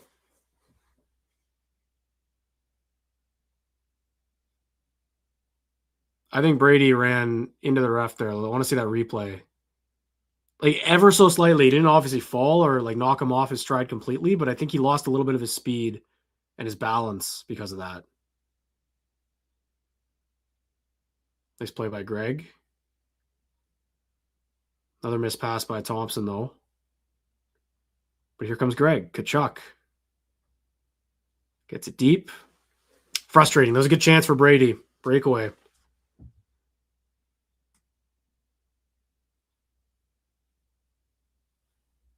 Spence gets it deep.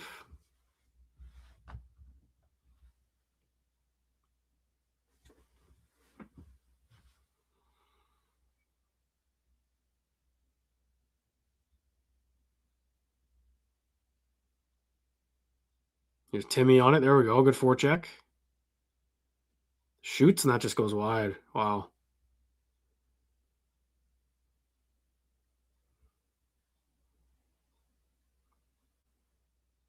Oh, and they call Timmy there for a trip.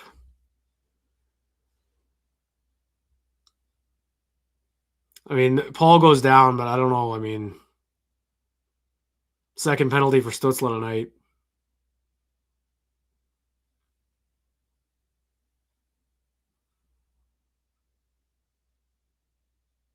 I don't know, man. That feels like a battle.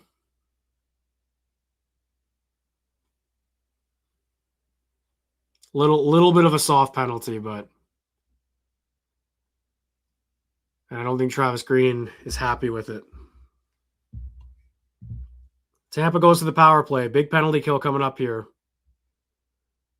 And this is obviously where you got to be careful. This is where you got to be careful.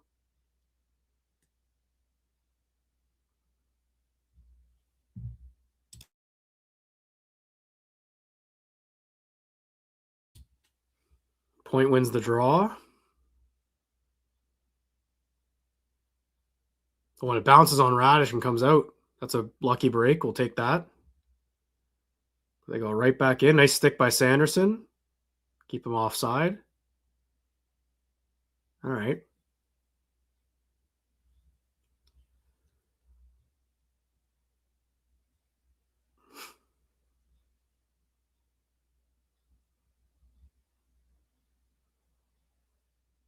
Still winging it around here. Zub lost his stick. And they get possession. Here's Radish up top. Kucherov hit Lars Eller in the skate. And good defense there. They got a shadow right on Nikita Kucherov. Greg barely left his stride, giving him the Ovi treatment.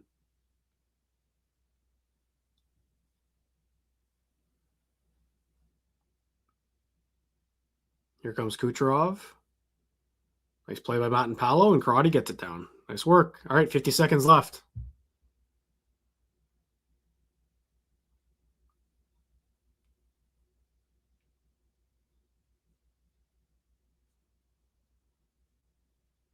Kucherov again. Matt and Paolo gets in the way and gets it all the way down. Great work. All right, 30 seconds. Nice work by the defense here.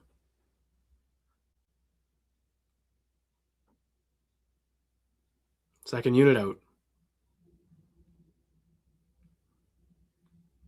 Got to imagine the second unit doesn't get a ton of time with how good that first unit is. I don't know if they've been as elite this season with their numbers, but it's just with the weapons out there, they're obviously lethal.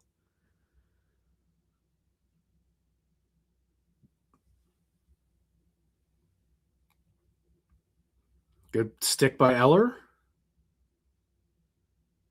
And Spence has got it. We're back to even strength. That's a great penalty kill, man. No shots on goal.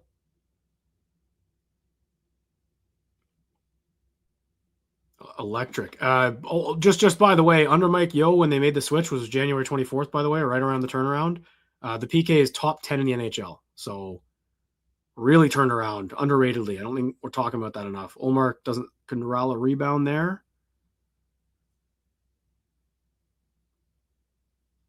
And Timmy gets it out. Nice block. Shots are 15-7 now for the Lightning. They come right back in. Here's Gord. Yorkstrand, nice save by Olmark. Whoa!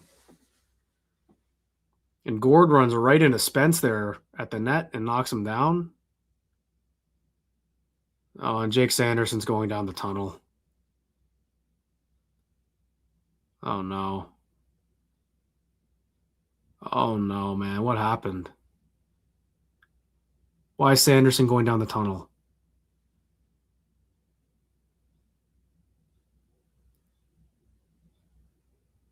No. No. Why is Sanderson going down the tunnel?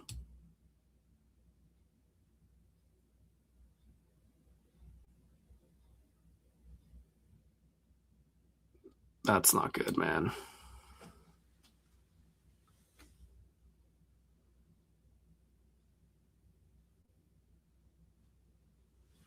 Not good. Not good. And we know why.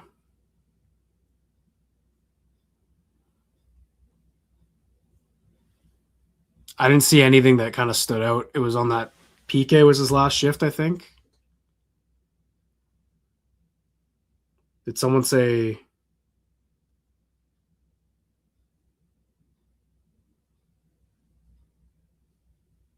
I don't know.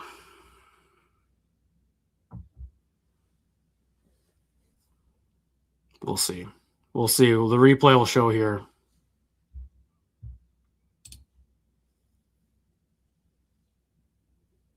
That's concerning, no matter what. Someone was saying he was limping from a shot block. I don't know, man.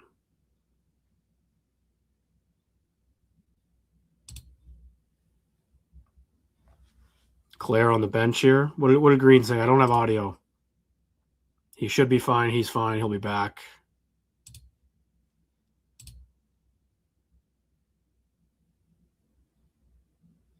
Let's see.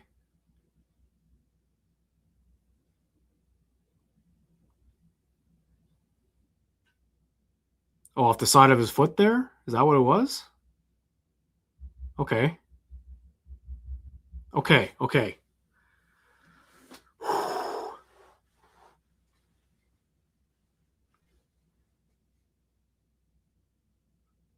Deep breath, everyone. Deep breath. Let's get back to hockey. He's not out there right now, though. He's still in the room or on the bench or whatever. He's not back out for his next shift. But here comes Amadio in the middle. He's got Zub joining him. To the net, Eller. Oh, nice try. Oh, it's on top of the net now. No way. That's rare. Shots are 16-8 here for Tampa. They've kind of turned it on in the second period. Need the Sens to get going again. There's Eller on the bench. I thought that was Sanderson. I saw the 8.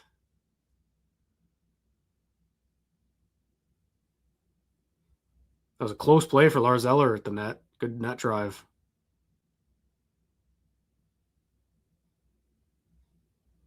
Ooh, there we go. That's a good play.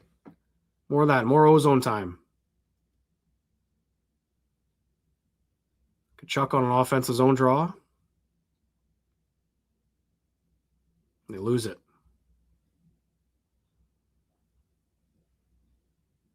Matt and Paolo with a nice play.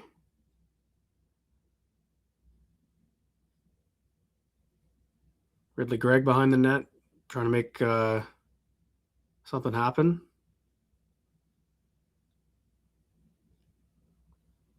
Look at the battle on the boards.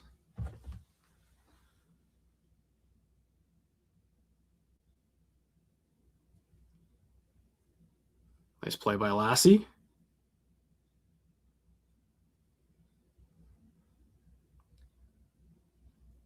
Not generating a ton offensively here. Tampa's really locking them down.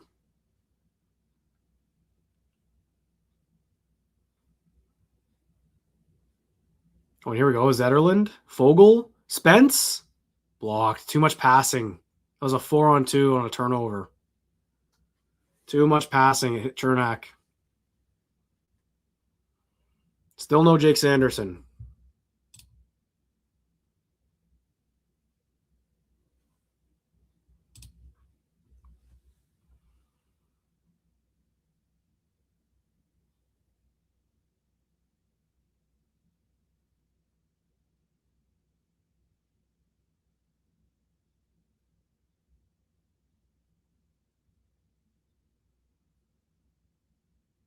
Here's Spence at the blue line. Dumps it deep.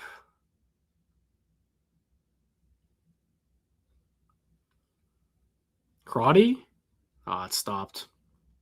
No traffic in front there. This is good. Getting some shifts here. Bit of ozone time. With a bit of a scramble after the whistle.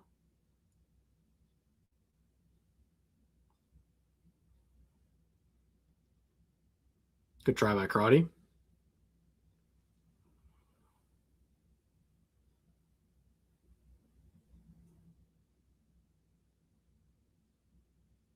They're just cleaning up that scrum still. Took a while.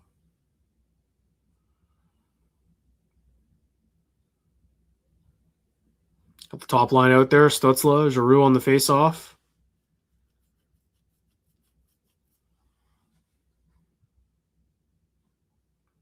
Giroux in the slot. Blocked. Good look. Spence keeps it in. Nice play.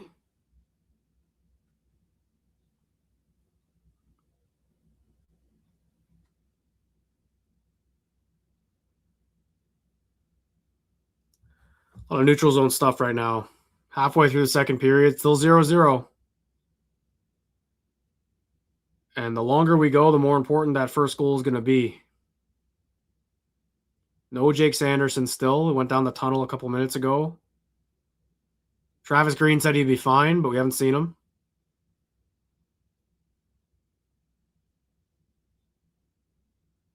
Here's Tampa in the ozone now, and Olmark will freeze it.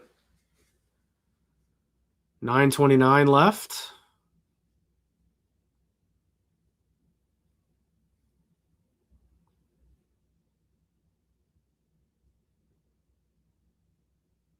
We'll probably go to commercial here.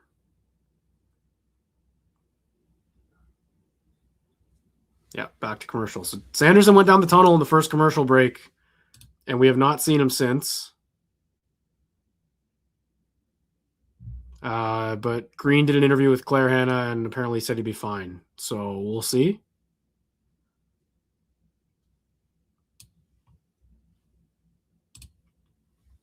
We'll see where Sanderson is.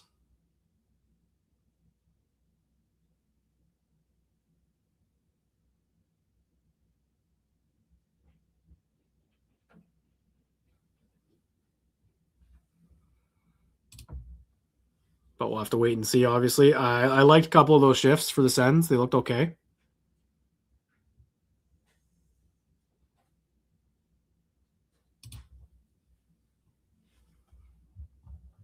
It's funny, like these guys go through so much hockey and so much stuff that like Sanderson, like people are pointing out his foot because that's all that happened on his last shift. He got a puck in the foot on the side. Like he could have a foot issue that we have no idea about. Like these guys play so much, especially him. He plays so many minutes and hard minutes defensively, blocks so many shots. I'm sure his foot is not 100% healthy to begin with, so maybe it just nicked something, aggravated something, and he goes back and we just see. So we'll see. If Green said he's back, then we're good. Or if Green said he'll be fine, then no reason to believe it. I'm just pointing it out because he's not out there and he's important. And it's been a couple shifts he's missed here. So if it's an equipment issue, let's get it sorted. Man, how crazy is it that the Panthers are 27th in points percentage? They've just, I know the injuries this year, no Barkov all year, but man, weird visual to see that right after back-to-back Cup championships.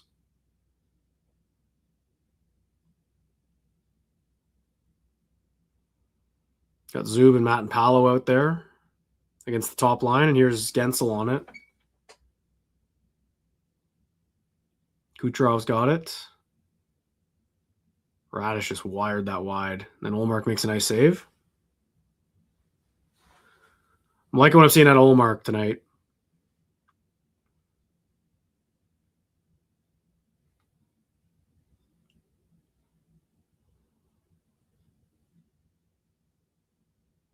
And there's Sanderson. There he is. Enter Sandman.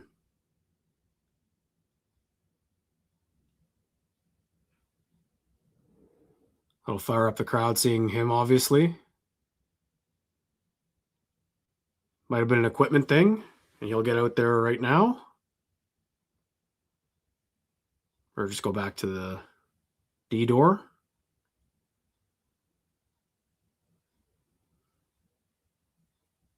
That's obviously a great visual. I would have been more fired up if I saw him and we didn't hear Green speak about it, you know? Like if Green hadn't done that interview and then we saw him walk out there, I'd be over the moon right now. But good to see him back out there. Everyone's battling through something. Sens just iced it there, so caught out there now. Giroux, Pinto, and Amadio, I believe. With Zub and Matt and Paolo. Faceoffs are 18-10 for Tampa right now. And they win that one too in the offensive zone.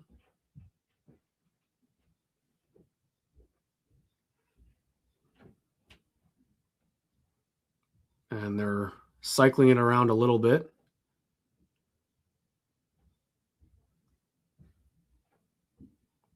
Just battles all over the ice right now.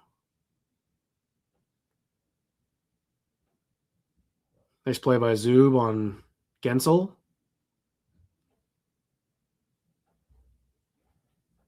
And Matt and Paolo makes a nice play. And they'll get a change here. And Tampa ices it. Good work by Amadio forcing that. And now the Tampa top line's out there after a long shift. All right. That was good work, man. They just battled in the corners and everything. Zub. Matt and Paolo is looking good tonight. Liking what I'm seeing out of 33.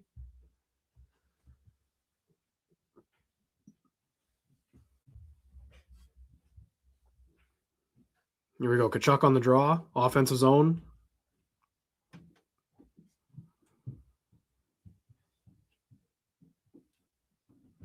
.8:16 left in the second. Still 0-0.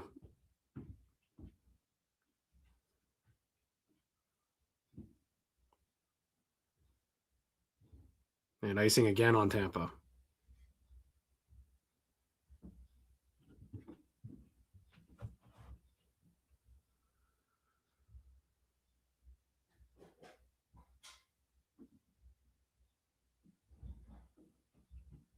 Cooper talking on his bench with someone.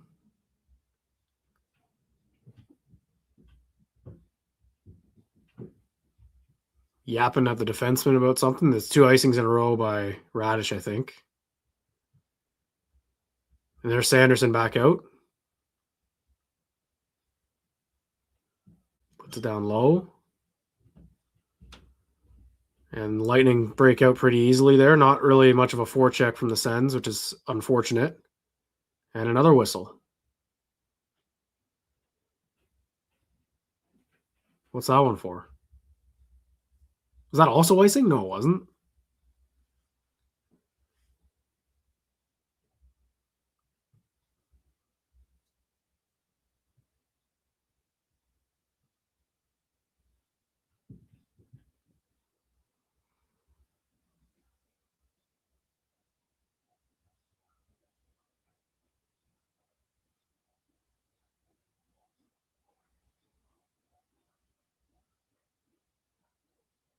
I guess it was. Okay. I didn't catch that. Sanderson down to Batherson. Sends on it. Gotta take advantage here, man. That's a lot of icings in a row.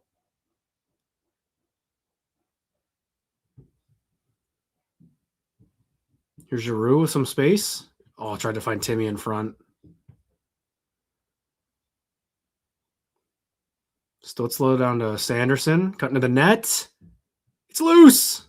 Great try. It's a good power move from Sanderson there. What a long shift for the Bolts. Foot looks okay there.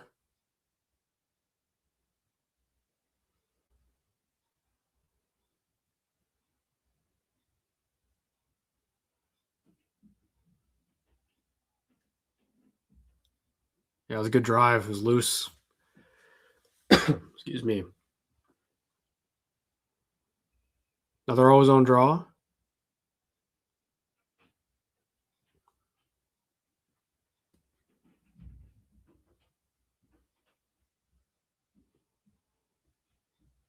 Here come the Bolts. Greg gets it out. Really tight checking game right now. Matt Palo with a nice move. Doesn't get it deep. A hand pass, though, for Tampa. All right. It's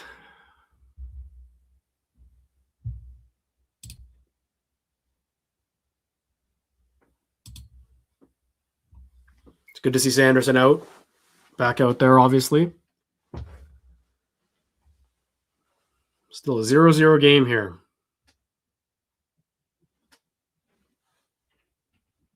Offensive zone. They're going with this camera angle on every ozone draw, and I'm not a fan.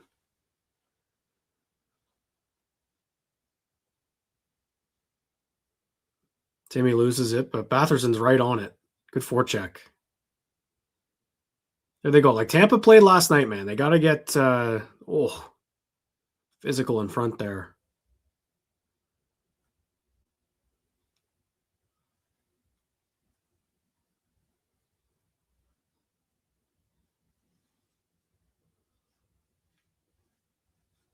Showing the playoff odds if they win, if they lose, in any which fashion. Obviously, it's going to fluctuate game to game, day to day here in the next couple weeks. But just over a week left in the season after tonight.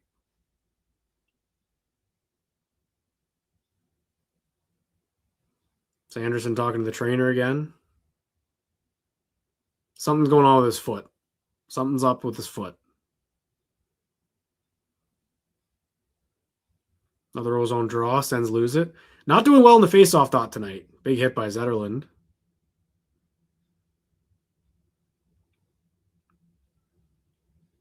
Good play by Spence on Nick Paul.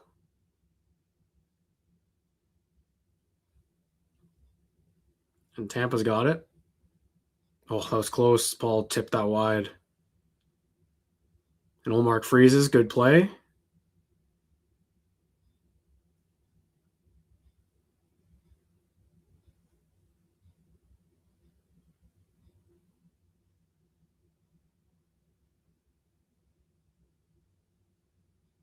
Sanderson's frustrated, obviously. Something's going on with him, and it looks like foot related, and that's obviously skating and everything. But he's out there, he's battling.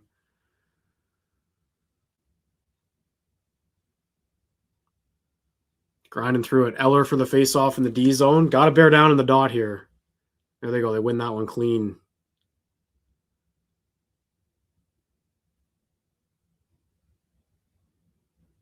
Good play by Amadio.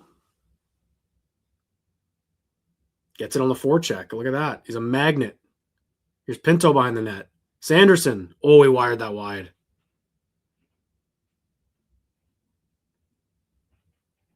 Nick Cousins on it in the corner. Here's some good pressure.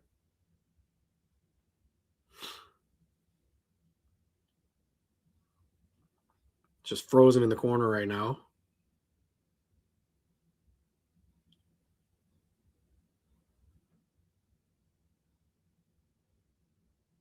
Nice play by Pinto.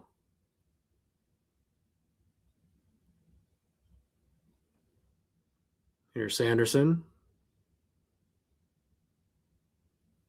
Is it deep? Cousins is on it. Threw it on net. Brady in the slot. Oh, I thought that was... It's loose! Oh. Whenever you see the goalie looking around, man, I thought that was loose. Ridley Gregg is being smothered. What happened here?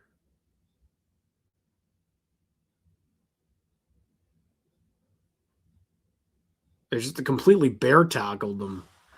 All right, good pressure, man. A couple good shifts. In a row. Start to push.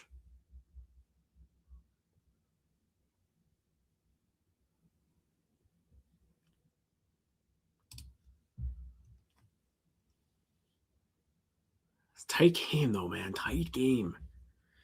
0-0 in the second period still.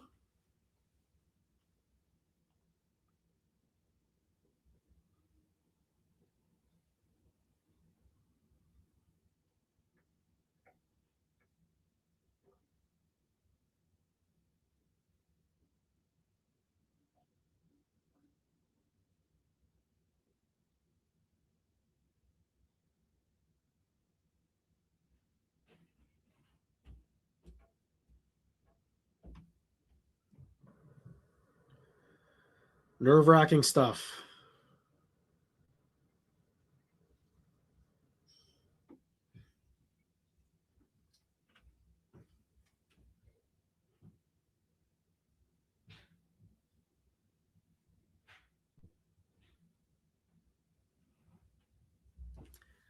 I'm not like hating the way they're playing. It's just such a tight game that it can go either way, I feel like, right now.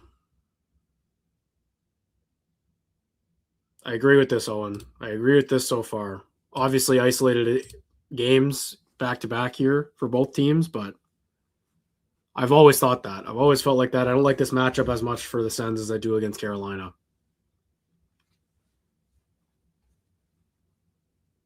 They're a heavy team, the Bolts. This is a great chance, though. I don't know where the puck is. Oh, it was right in the crease. So close. Got to keep getting some shots. The more you play like this, the more it'll wear them down. They're closing that gap on the shot clock. Here's Sanderson at the point. Oh, good shot. You got Batherson, Kachuk, and Stutzla out there together with Spence and Sanderson. 5 minutes left in the second. Loading it up.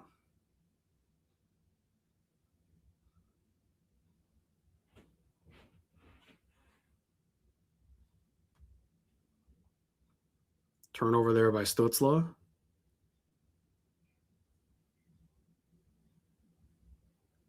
Sanderson sent it up to Spence. Here they come. Here's Stutzla. Batherson. Spence. Oh. Just got tipped up, and here they go.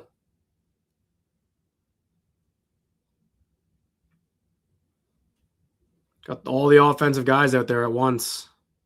End of a shift for them, though. Oh, and here we go. 2-on-1. Spence and Kachuk. Here's Kachuk. Spence. He scores! Let's go, man! Jordan Spence! Jordan Spence! They load up the top line and it pays off? Let's go. Huge goal by number 10. Come on, man.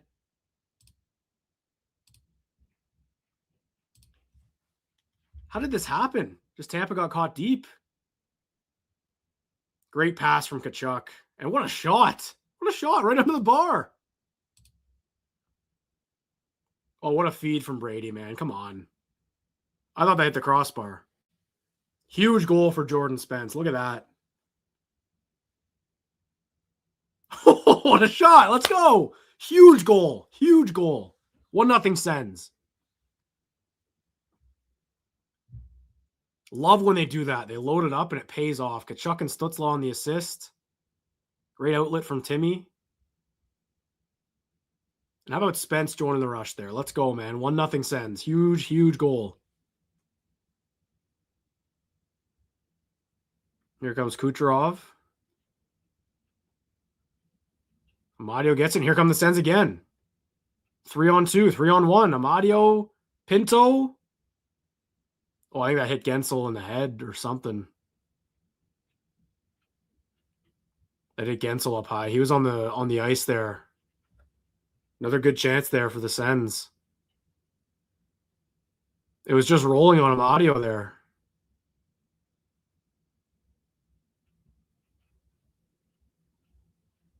It was a great feed from the captain. And what a shot from Jordan Spence. Right under the bar. John Cooper's not happy about that one.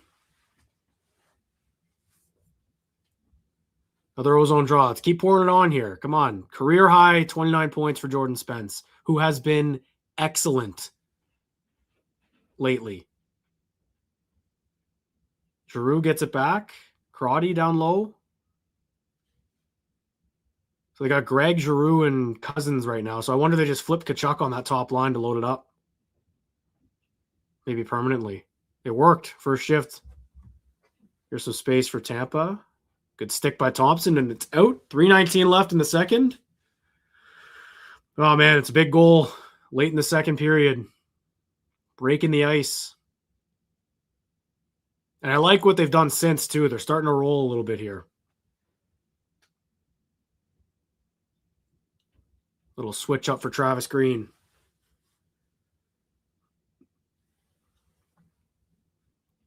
Switching Giroux and Tkachuk, and it pays off. I don't know if they're going to do it permanently, but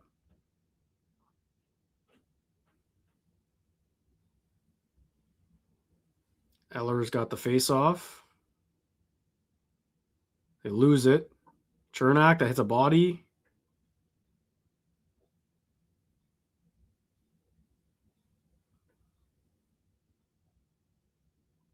Just battling in the corner. Look at Crotty and Eller going at it. Eller flips it up, and here goes Fogle right on it. Oh, he tried to get it over to Zetterlund. Just didn't quite have the legs, but he's on it behind the net. And Zetterlund's on it. The forecheck's coming alive here. Starting to make Tampa look tired. Look at Nick Cousins right on it as well. This is where the back-to-back's starting to show for the Lightning.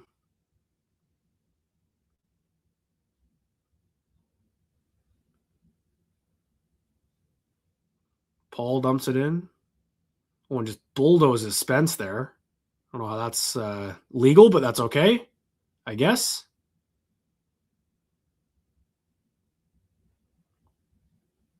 Got just over 2 minutes left here, and the Lightning ice it again. Oh, no icing. Never mind. I did the mistake of looking at the players for that. And here's Amadio with a bit of room.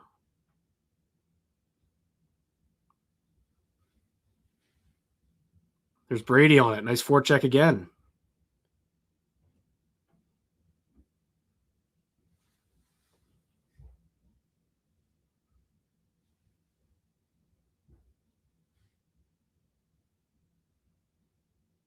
Oh, in front. Nick Paul scores. No way. That was just a broken play. Of course it's Nick Paul. Bit of a confusing back check there for the Sens. Just a broken play.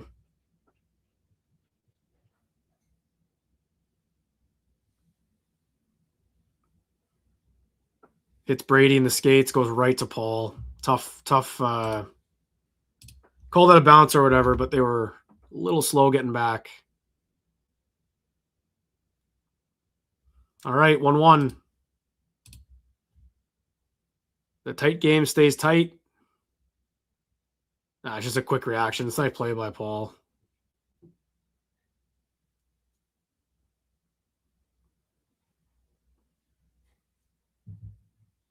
And we got a 1-1 hockey game. There's Cousins in the slot. Oh, it's deflected. Little turnover there. There's a good chance for Dylan Cousins. And of course, it's Nick Paul, man.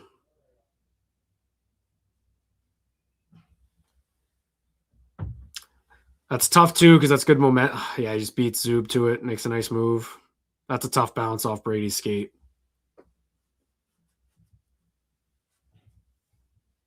They had so much momentum too after the goal because Tampa was on their heels there. That was a broken rush for them.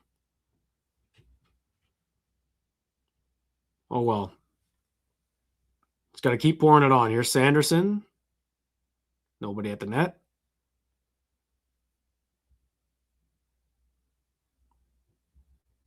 Still a good period here overall.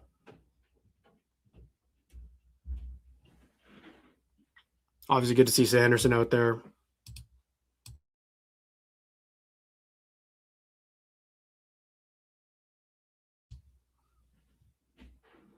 Here we go. Here's that loaded line again. Stutzla, Kachuk, Batherson. Tampa gets the face off. Looks like Tampa also mixed up their lines. You got Gensel with Paul. Here comes Batherson. Out to Brady. He's got a lot of space.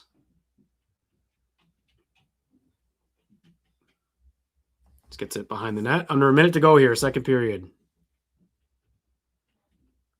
And Timmy causes a turnover. Nice work by Stutzla. Batherson out to Spence again. Timmy in the slot. Good pressure here. Sends it to the net. It's loose. Nothing.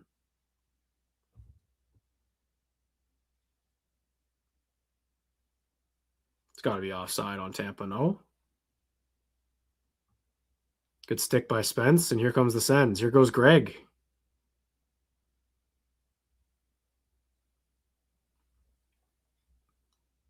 Giroux battling. Less than 20 seconds to go here. And Cousins sent it right back through the D. 5 seconds to go. And that'll do it. Oh, good look for Cousins there at the end. All right, man. Entertaining period. Entertaining period. Tough to give up the lead right after getting it in the second period there, but I'm really happy with what I saw.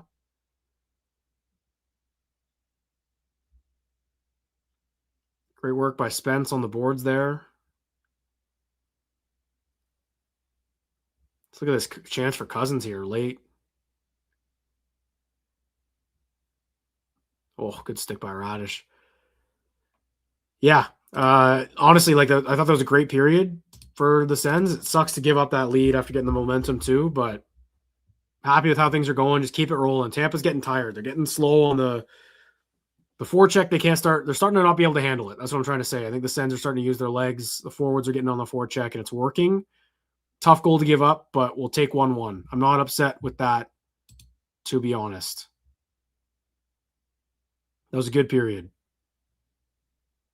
And obviously, they switched the lines there and went with it a couple times. So we'll see, man. We'll see. Tampa looked fine, I think, but at the end of the period, I was starting to see that. I'm going to take a quick little break here. I'll be right back in like 2 minutes. Don't go anywhere. Live watch party of the Locked On Senators podcast. We'll see you in 2 minutes.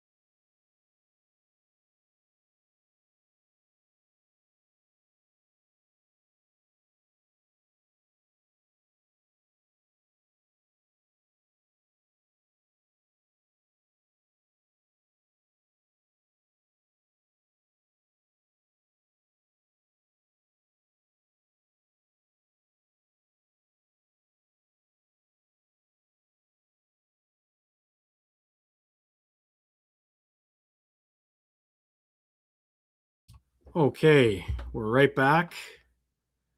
Thanks everyone for holding on. All right. Yeah, it's disappointing going in there not with the lead. And I know that we're right back kind of the same position they were in Tampa last time these two teams played. However, they need to keep doing what they were doing in the last 5 minutes. If I'm Travis Green, that's my message. Just keep on the forecheck. That was sloppy in the defensive zone from the Lightning. As sloppy as it looked all night, forecheck was starting to work. Just got to keep that up. Keep that up. They played last night. And the way the Sens play, the reason I'm pointing that out, because obviously we know the Sens on the second half of back-to-back are pretty good. The reason I'm pointing that out is because the way the Sens play is wearing down your opponent. It's physical. It's in your face. It's a lot to deal with, wave after wave after wave on the forecheck, and it's tough to do that. So as a defensive team, when you're tired and a little sloppy, they started to look good in that second half of the second period. They just got to keep that up. So that's what I'm looking for. Jordan Spence, obviously 9 points in his last 11 games. He's been so good, man. And I think isolated, when we look at this season, you might see that stretch and be like, oh, it's a good little stretch for him. And, that'd be nice for Spence. Nice stretch of his season. But when you think of the context of those 11 games, he's been playing way more hockey than he's used to, way more than we're used to seeing him play. And he's stepped up big time. And that was a huge goal. Huge goal. Showing the Zambonis here. Obviously, the Kraken, the Mammoth. See, anyone see those? The Mammoth Bonies or whatever they're called. Those look cool. Okay, let's go through some stats. Let's rattle off some stats. Through 2 periods. So Tim Stützle leads forwards with 12:48 on ice. Pretty par for the course there. Batherson, Kachuk, so they're riding the top guys tonight as much as they can. Not seeing that shutdown unit as high as we're used to seeing. Fogle and Zetterlund pretty low fourth liners. Jordan Spence is 10 seconds more than Sanderson, but we'll take that with a grain of salt with Sanderson leaving part of this game. Hopefully he's all right. It looked like not an equipment issue, but he was out there talking to trainers a little bit, so something's off for him. We'll see how he looks in the third or what he does, but pretty standard for what we've seen on the blue line here lately. Spence, Sanderson leading the way. Zub at 15:52 right behind them. Matt and Paolo 12:24, who actually I thought looked really good. Crotty, Thompson, not really much to talk about. Like, the stats are really even. The only one that's really lopsided is the faceoffs, and it's not in the Sens' favor. It is 65.1% in Tampa's favor. And I'm going to do a little stat check here. And obviously, Ullmark has 17 saves on 18 shots. Let's check Tampa Bay in face-off percentage. How do I find that? There we go. Tampa Bay. So the Senators are first in the league in face-off percentage. And Tampa is 28th. The Bolts are 28th in face-off percentage. Interesting. And the Sens are first. And I'm pointing that out again because the face-off percentage in this game is very lopsided for Tampa. So you start there, you start winning some face-offs, and I think the Sens will be able to get to their game against these guys. Just getting absolutely smoked right now in the face-off dot, which is uncharacteristic, and especially against a team that's not that good in the face-off dot. So centerman got to lock in a little bit more. But here's some examples here of the Sens getting to their game on the forecheck, and Amadio and Cousins doing it. They gotta get back to that. It's a tie game going into the third period. Another stressful period coming up. But I'd say at home we've seen this team do well in tied third periods lately, especially. So I'm confident. They should be confident. They should be confident in the way they were playing there. I think, again, that's a little bit of a breakdowny goal against, a little bit uncharacteristic, let's say, and a bit of a bad bounce. I'm not trying to say that's why it went in, but just pointing it out. It was a weird bounce. And again, here's an example. They last week, Thursday, against the Buffalo Sabres, another top team in this division, they go in 1-1 at the second period, come out, have a great third period, win that game. They need to do that again. That's the game I want to see this team play, and they can do it. They can do it. So let's see. And obviously they were up by 1 against Carolina, but they go and they assert their dominance, assert their game, and go do it. I feel good that they can. I don't think Tampa's, sitting there about to take over this game by any means, but it's just a big third period again for this group.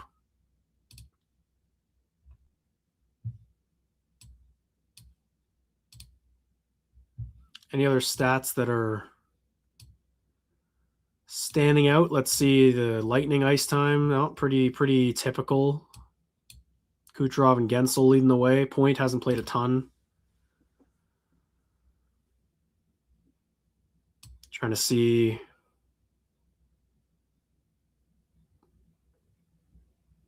Stutzla's a +1, Pinto's a -1, and that's the only difference. No one else is anything. So most of the people who were on for that goal against were on. It was the middle of a change. It was a weird play. Weird play.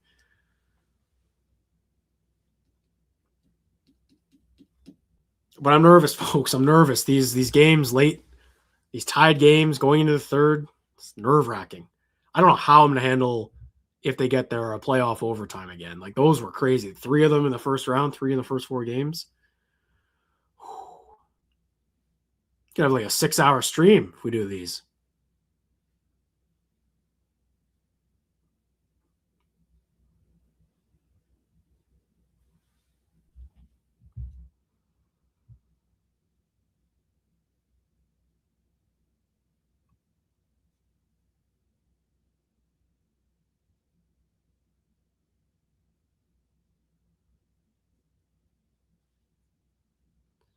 Trying to think of what else stood out. Like, it's hard in these low-scoring games to find a lot of talking points, but obviously Jordan Spence being elevated with Shabbat's injury, with Sanderson's injury before that, he's just been so good, man. He's been so good.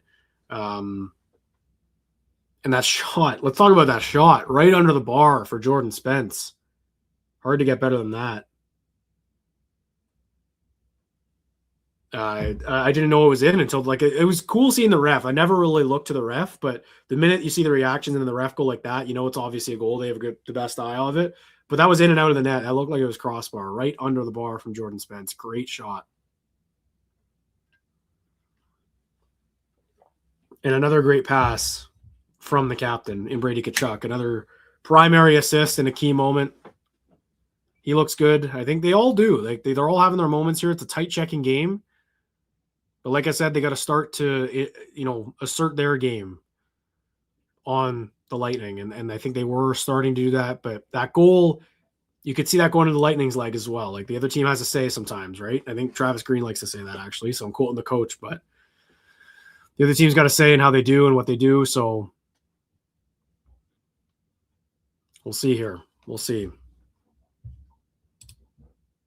But Thursday was a tight game. Lars Eller came through with a tip point shot against the Sabres. And in that period, the shots on goal were 12-7 Ottawa. So overall, it's 19-18 for the Sens in the shot clock. So a bit of a reverse from the first, which was 11-7 for Tampa. Much better second period overall.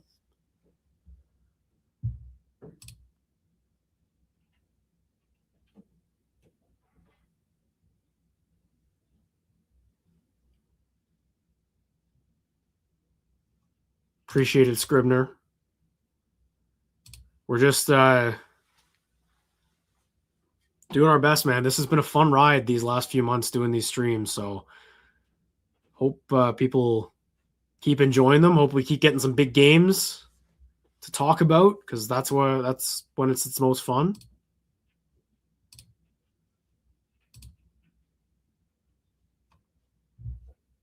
Nick Cousins hasn't played a lot. Lars Eller's played a bit more than him, so that's somewhat notable. Maybe trying to get a new look on those shutdown units and shutdown lines. Green's managing the bench a little bit. He loaded up that top line. Timmy, Brady, and Batherson, and it paid off right away. They scored, but then they also got scored on. So a little difficult. Timmy wasn't on the ice. Pinto was still out there, or just getting out there. I don't really know. But something to keep an eye on, that line, if they stay intact. It's obviously loading it up offensively, and I'd actually like to see them do it more. But I'll keep an eye on that. I'll call it out when I see it. I like to do that every face-off, just calling out who's out there. They do a lot of when it feels like, oh, they've moved this guy to this line. It's usually just for a face-off. But when you see 7 and 18 out there together, and 19 for that matter, it's notable. Bruce, there's an insider trading segment. Bruce Cassidy eager to coach again next season, as he should. He's going to be the hottest one on the market now with the Borgon, but it's another stat I can point out here. Yeah, the face-offs is really what they got to focus on. That's got to be a key emphasis here.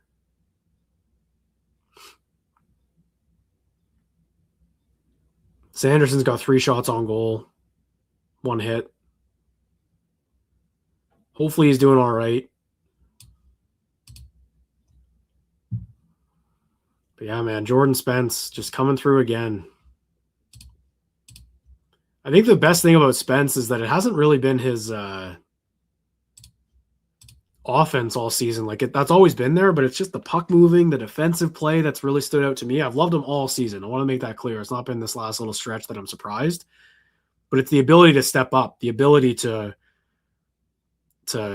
jump up in the play and actually be a guy when other guys went down. Spence was unbelievable for a stretch of games without Sanderson and Shabbat, and him continuing that is huge. If he's able to continue that when Sanderson's back and when Shabbat eventually comes back, you imagine the boost that'll give that group. It's crazy. And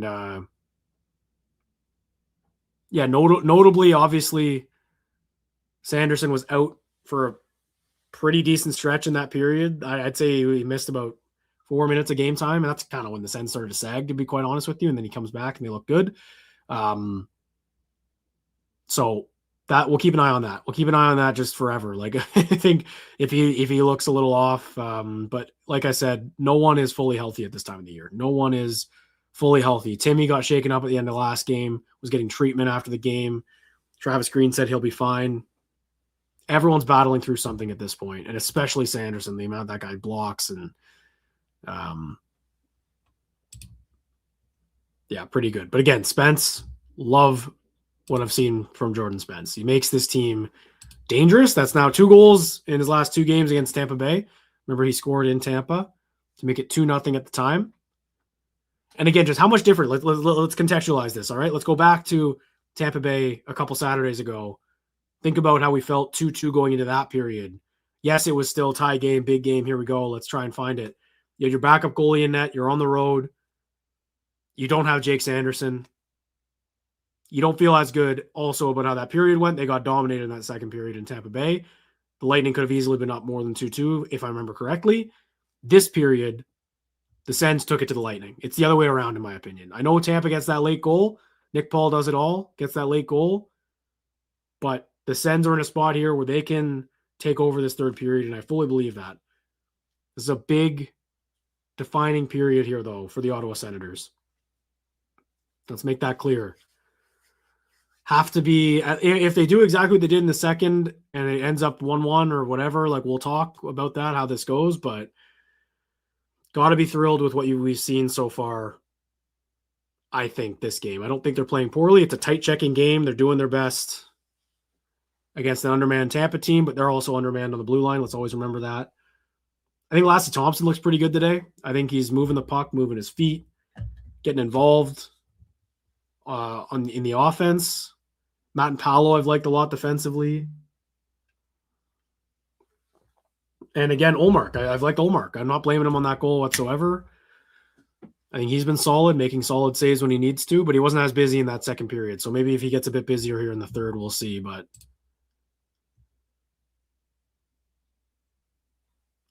we will almost get set here for the third period. And just a reminder, folks, just like and subscribe to the show. We're going to keep these live watch parties going down the stretch. Playoffs, if they make it, all the way down the stretch. If there's a game that's important for the Sens to make it, if they can't clinch one night, I'll watch that. Whatever we want to do, we'll communicate that on social media. But everyone just like and subscribe to the show. Keep the content coming. It helps us, goes a long way. Leave a thumbs up. Appreciate it. And I'll do my best here to shout out what's happening in the game so we know what's going on. You guys can line yours up with mine if you'd like. If I'm ahead of you, I'm sorry, but you can always pause me, pause the TV or computer or whatever you're watching on. All right. Huge third period for the Ottawa Senators. Once again, also a big third period for the Tampa Bay Lightning. It's not they've clinched already, but this is still a big period for them. And the puck's down, and here we go. Third period action. Canadian Tire Center. Cousins wins that draw. So we'll keep an eye on the faceoffs in this period. Bjorkstrand brings it in. And that comes out. Teams have pretty similar records when tied after two, actually, funny enough. Oh, and here's a chance for the Lightning. Gord up high, and the Sens recovered pretty well there.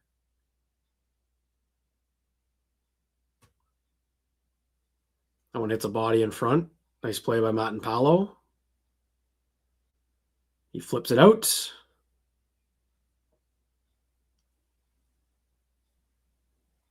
Pretty good pressure early from Tampa Bay.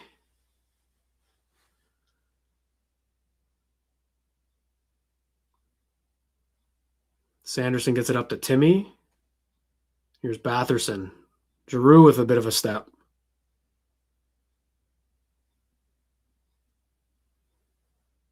Sends a backhand to the net. And here comes the Lightning.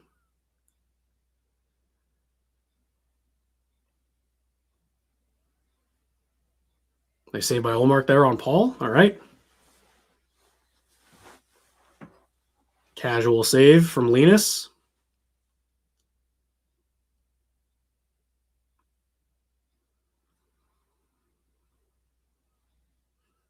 So as even as it gets, starts our 19-19, 1-1 game. Points on the line. Oh, they took one away from Tampa. Never mind.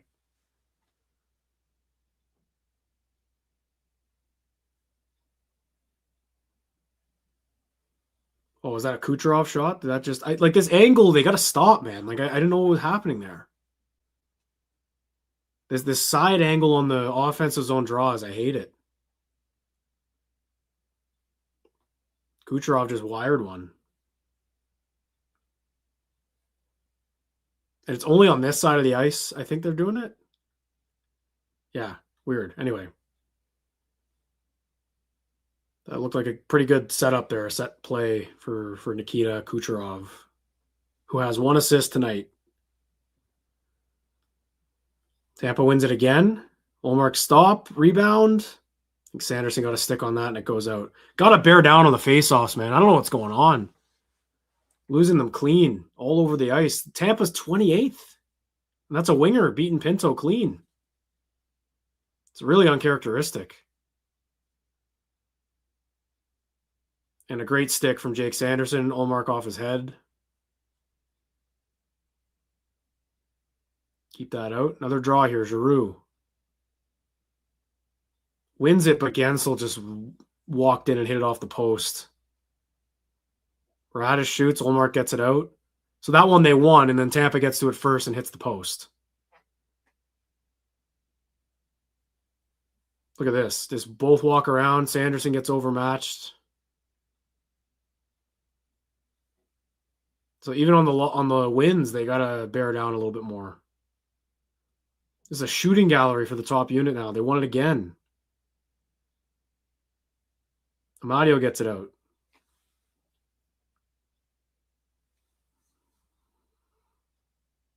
Concerned about the faceoffs here. Oh, and here comes Point with a bit of a step.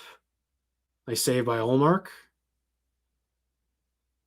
Amadio turns it over behind the net. Kucherov. Hallmark freezes. Bad shift. Overall.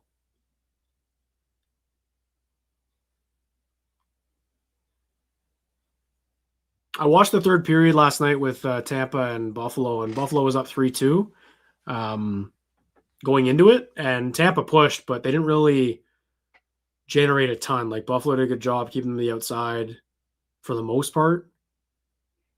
So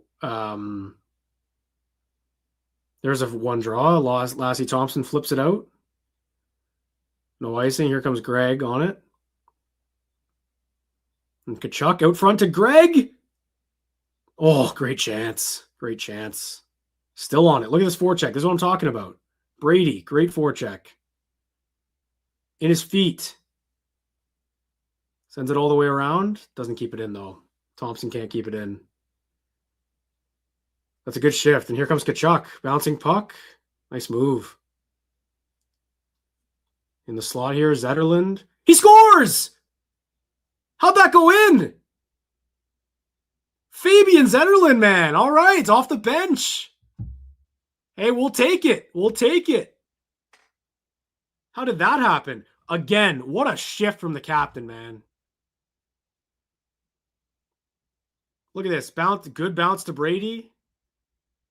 Off the pad. Did Tkachuk tip it? Or did it hit a Tampa guy? I think it hit a Lightning. Or hit someone in front. It doesn't matter, though. It's 2-1 Sens. Yeah, it hit the defenseman in front there. Hey, pucks to the net. Fabian Zetterlund. Go-ahead goal in the third period. That's a couple great bounces in the Sens' favor, but they worked for those. Unbelievable shift for Brady Tkachuk there. And that should be 2 assists, I think. That should be an assist for him on that one, but he won't care. 2-1 Sens lead early in the third here. A lot of hockey left, but that's a massive way to open that period, Fabian Zetterlund.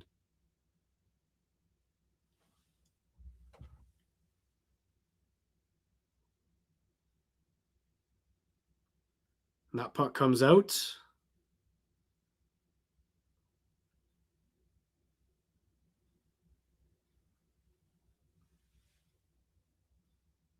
In the neutral zone here, Batherson on it. Zetterlund again. Oh, he just missed wide.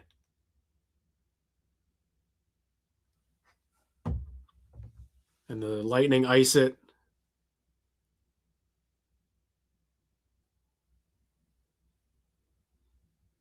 There's a good angle of it. Oh, yeah, weird bounce. Really weird bounce.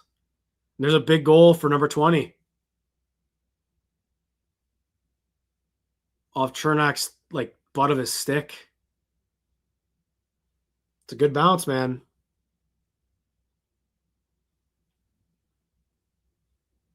Offensive zone draw here. First goal in 12 games for Fabian Zetterlund. And we'll take it. Eller wins it. Here's Matt and Paolo up high. That hit Eller in front, I think. Sen just got to start pouring it on here.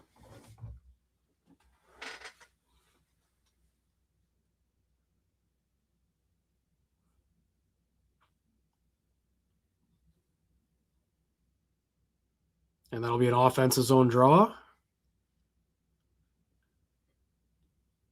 Got to start pouring it on.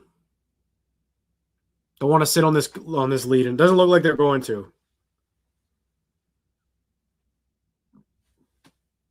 First career NHL point for Cameron Crotty, man. What a story. Ottawa boy. He's a bit older, so it's not as fun and flashy, I think, as Donovan coming up, but what a moment for him on home ice. Getting his name announced in the rink like that. He's been playing well, too. So good for him. There's Matt and Paolo behind. Stutzla behind the net. Just banks it over to Spence. And he flips it out. We got Timmy Batherson Tkachuk again. Timmy gets taken down. Is that anything? No call, but the Sens are on it. Doesn't matter. Just keep playing. Stutzla humming around now. Oh, he loses it. Sanderson. He's coming in with speed. Sanderson to the net. He scores! Jake Sanderson, man! Come on! What a power move! And here we go! Oh, what a play. What a play by 85. It's a sneaky little... Sneaks it through the 5-hole, but what a play.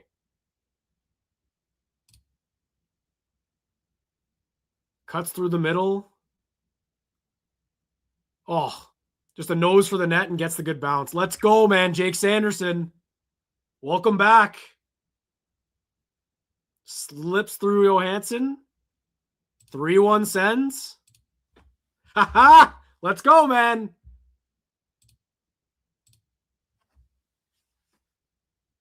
Two quick goals for the Ottawa Senators. 3-1. A lot of hockey left, though. Here we go. Ullmark with the save in front.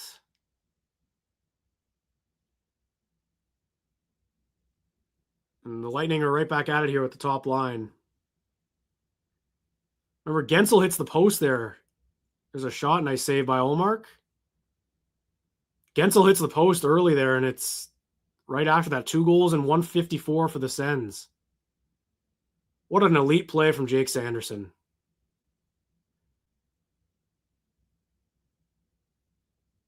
Giroux in the corner. That building's got to be rocking right now, man. Let's go. Gensel in front. There we go. Sanderson from Stützle and Tkachuk, the Lotto boys.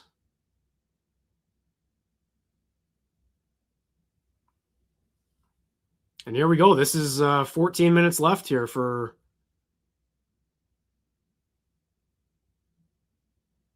this game, but Tampa's been pushing a little bit. Ullmark with a great save in front. Wow. Weird bounce off the boards, and I think he hit that one on his head.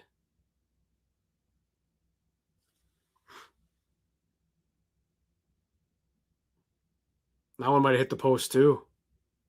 That one hit the post. Ullmark looked behind him. That's 2 posts for the Lightning. They're still gonna. This game is far from over, but what a save here from Ullmark. After a bad bounce. All right.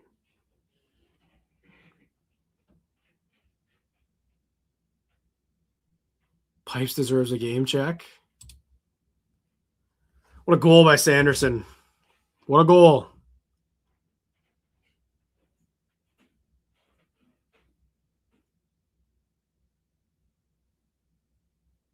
Huge, huge.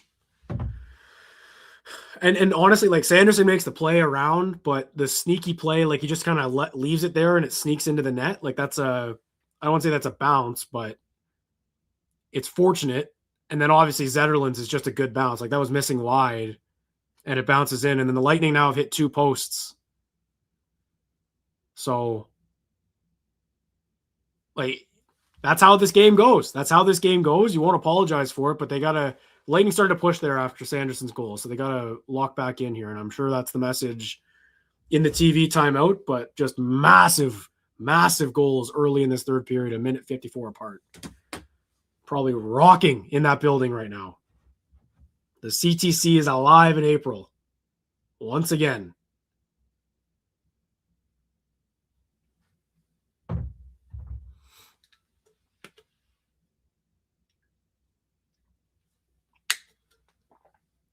Great to see.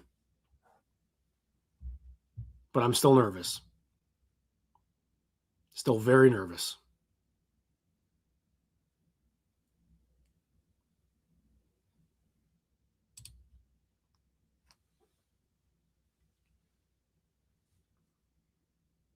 What a move by Sanderson, though. The power move to the net on his backhand.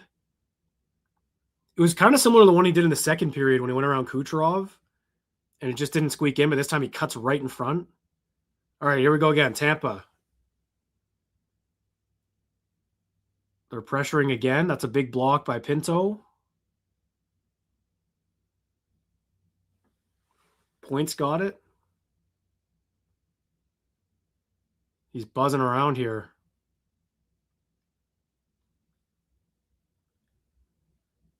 Radish, Olmark didn't really see that one. He lost it, but I think he got a piece. And back comes Tampa.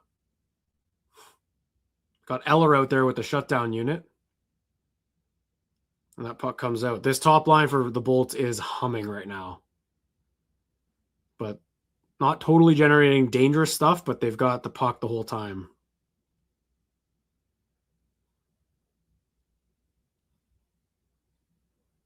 Spence sends it up the boards. Got Zetterlund out there with Batherson and Stutzla now, getting a little elevated after his goal.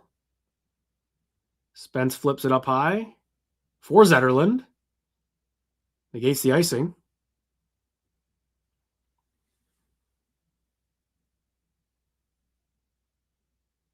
Lightning send that deep. Spence has got it. He just curls back. Good play. Smart play. Sends it up to Timmy. Stutzla's got 2 assists tonight. So does Tkachuk.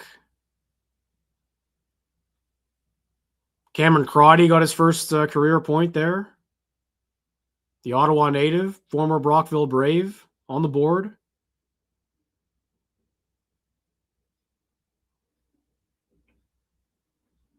Here comes Nick Paul. Nice play there defensively. A nice stick by Eller. Here comes Fogle. He's in. Oh, he had a step. Finds Nick Cousins. That's blocked. And here's some offensive zone time. Eller. Oh, he tried to find Fogle. Had him out front. It's a good shift by that fourth line there. So it looks like Nick Cousins been bumped down that fourth line. Dylan Cousins sends it up to Greg. And Johansson freezes. There's Brady and Gord going at it again. Remember Gord like open hand slapped them in Tampa a couple weeks ago?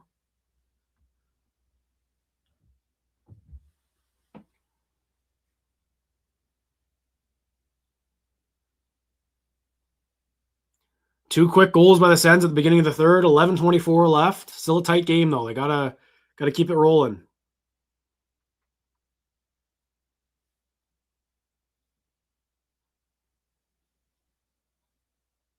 Gord gets kicked out. And he's not happy about it. Big face-off here. Cousins against Gergensons. Wins it clean. Spence at the point. Matt Palo now. Sends it deep.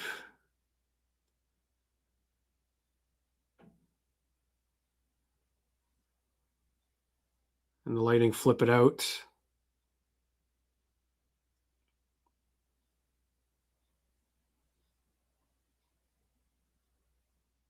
It's offside for the Sens. Lightning will regroup.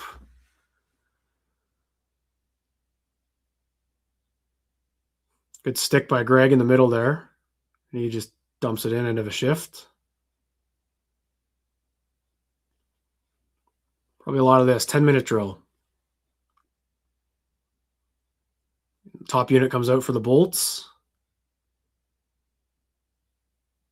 Oh, and here's Point in the middle of the ice. What a play by Shane Pinto. What a play by Shane Pinto. Sanderson gets it out. Point had so much speed there, and Pinto dives and just knocks the puck off his stick perfectly. So well done. Giroux gets it deep.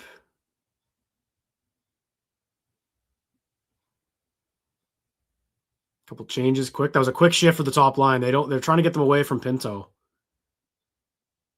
Here comes Zetterlund with speed. He's got it in the corner. Under 10 to go here. Halfway through the third period. 2-goal lead.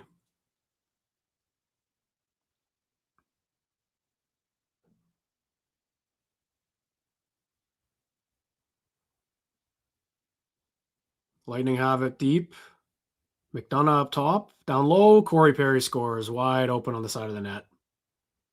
We got a 3-2 game. Didn't have much pressure. That didn't take long. Just a missed assignment at the side there. Crotty missed his guy. Stutzla kind of let him go. It's a nice tip. 3-2. Really nice tip. Olmark got over, but it went right over him. Nick Paul with another point. All right, got a 1-goal game.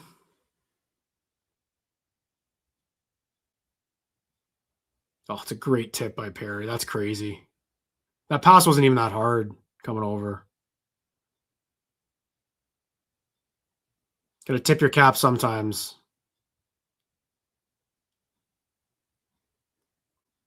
All right, 3-2. This game was far from over the whole time. I don't think they're sitting back, but they got to get back to it here. Here's Kucherov playing with the fourth line. In front, Olmark makes a save. It's up.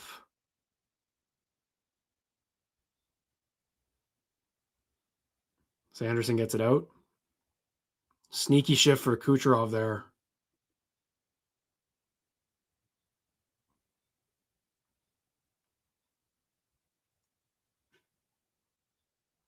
Kachuk gets it out and ices it. Now we got a sweat. 8:38 left. 1-goal game. That was a crazy tip by Perry. Like across your body like that on not really that hard of a shot. It was a pass. Super nice.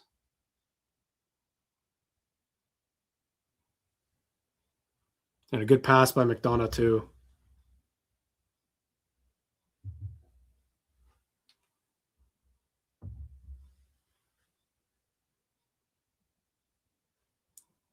Greg wins the draw.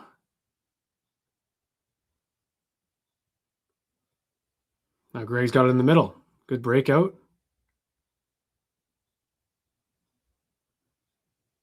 And here comes the Lightning.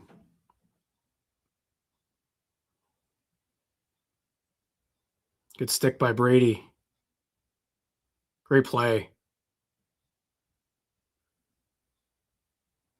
No icing there. Get it deep.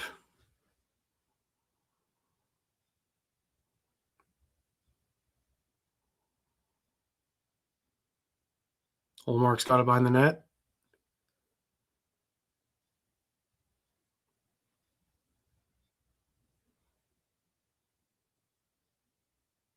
No icing there.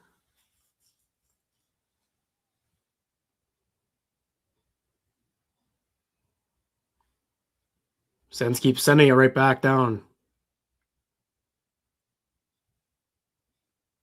Nice play by Lassie Thompson. Look at that. Draws a penalty too. Great work from number 60. Well done. All right, huge power play coming here after the break for the Sens. Massive opportunity to extend it. 3-2. Lassie Thompson steps up, draws a penalty. Holy folks, what a hockey game we got here. Wow. I'm not even like sitting here being like the Sens are sitting back. Tampa scored that goal. Like, I'm just kind of tipping my cap on that one. Both of their goals, really. More on that one. That was a crazy tip by Corey Perry. Huge power play. Got to look better than they did on the last one. Big moment here for the big boys. Put this game more out of reach, not to bed. I won't say it to bed. Still a lot of time. 7:32 left.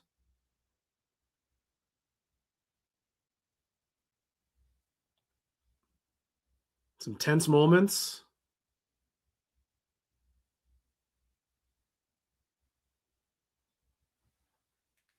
Fabian Zetterlund, Jake Sanderson, Corey Perry all scoring. 3-2 hockey game.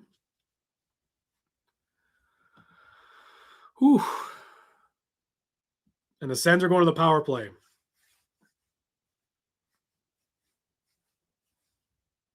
Big moment to extend the lead. Or at least generate some momentum. Because if you don't score, you're 5:30 left and you got a 1-goal lead. Should be right in their wheelhouse.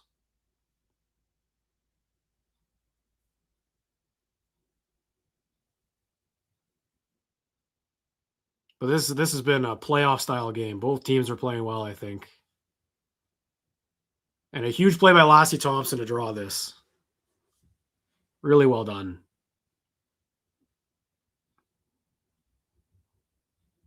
Gord is not happy with the call.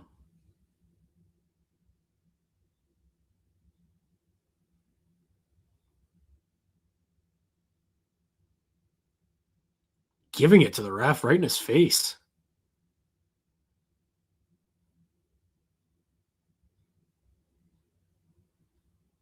All right, huge power play. Here we go. Sanderson at the point. Walks in. Kachuk. Oh, it just goes wide. Brady again on it. Stutzla at the side. Down to Sanderson. Brady in front. Batherson. It's loose. Tim Stutzla.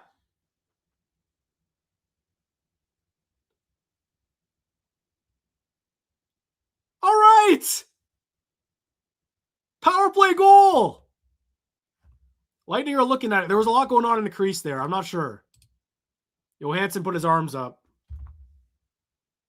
Let's see.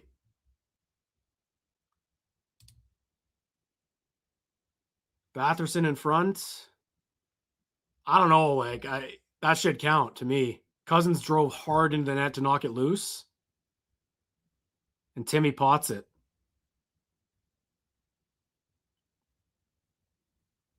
It's Chernak really holding him up, if anything. Like Cousins just going for the... He hits the puck loose. He kicks the puck. That's got to count. There's no way they challenge that, right?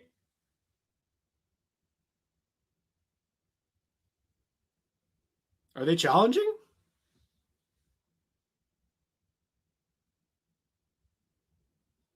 They are. No way. I guess like Hail Mary opportunity.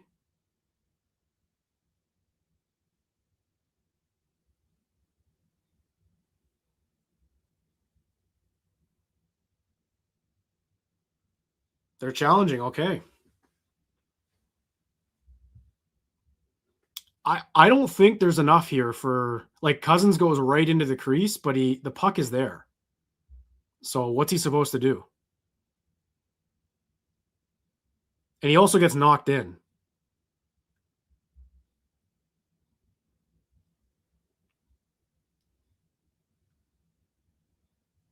He just kicks the puck.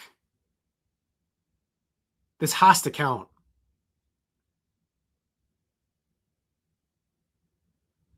Like, has to count. Look at this. The puck's loose. And he kicks it, but he's getting knocked down at the same time. Like, I guess he kicks the glove, if that's what they're going with. I'd be stunned if this doesn't count.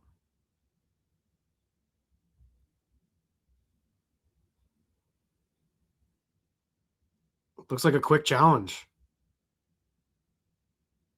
Or a quick decision.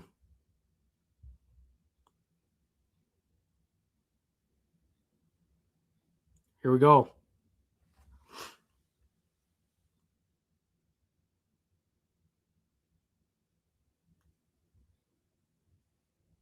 Did they call a goal?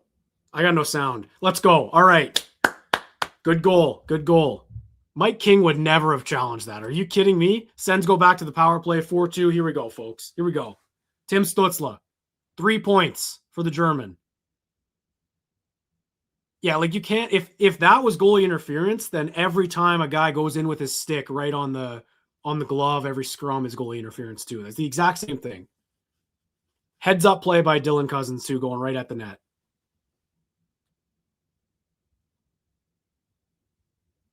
And the Sens go right back on the power play. 4-2, 7 minutes left. Extend the lead again. 3-point night for the German.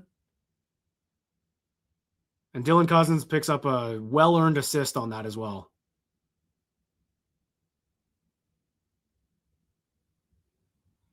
And here we go. Brady Sanderson on a breakaway. He scores! Come on! Come on, Jake Sanderson! Have a night! What a breakout! 5-2 Sens.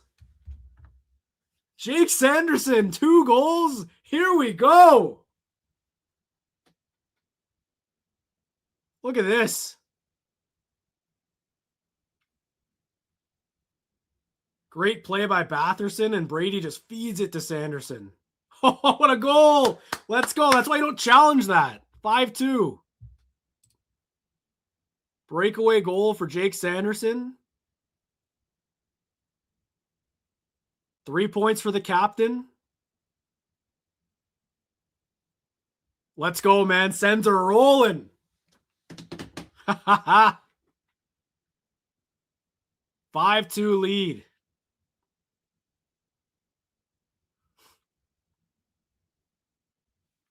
Two goals in 13 seconds. Here they come again. Pinto, Amadio. Give it to Sanderson. Give him a hat trick. Why not? Kachuk and Stutzla again. Assist. That should be Kachuk and Batherson. They'll change that. That was Batherson making that pass up. 3 points for Timmy. 3 points for Brady. 2 goals for Sanderson. This team. Here's Cousins. Great chance. This team, man. This team. Holy. What a third period. And they're still going. They want more. Kachuk sends it in front. Good chance by Greg. Under 6 to go. 5-2 lead. What an electric goal by Sanderson. The best part about winning a challenge at home, too, is you get the crowd reaction after the challenge goes right. So the building erupts again. Everyone's going nuts, face off. Then the best players make a great play, and Jake Sanderson flies up the ice.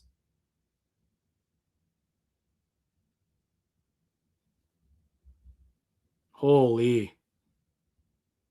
I'm just so impressed, man. So impressed with what I'm seeing. That place has to be electric right now.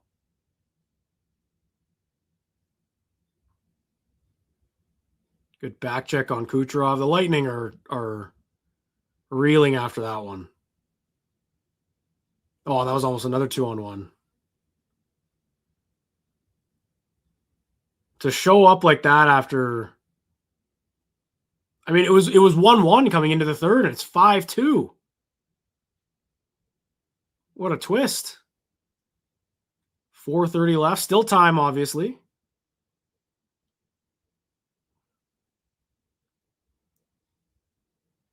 Believe the net is empty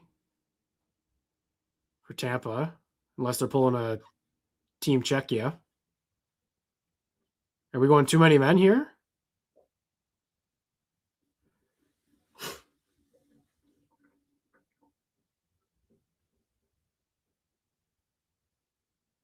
Refs blew it dead there for some reason. Might have been too many men on Ottawa. Holy.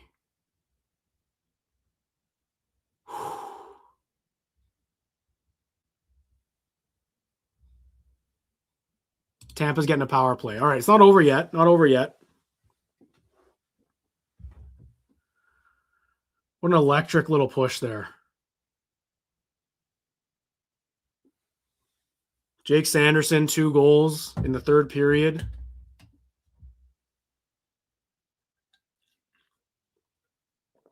I think the Sens had too many men there.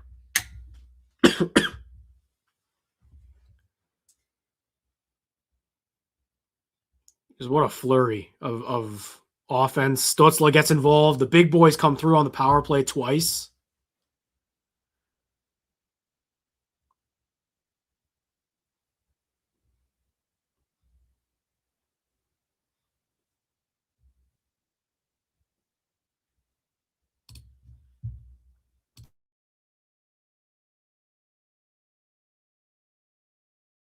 Sens going to the PK here. Obviously, Tampa's probably going to pull the goalie too, so it'll be a 6-on-4, I bet.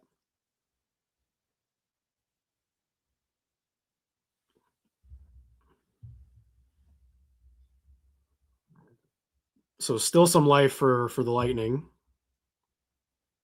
Obviously, if they get a quick one or something like that, but Holy. And really all the goals came with like 3 minutes left in the second. It was a bit of a chess match until then.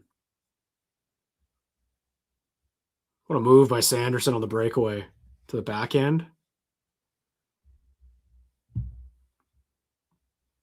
All right, big kill here though. 4:20 left, 3-goal lead, 6-on-4. Puck comes out. There we go.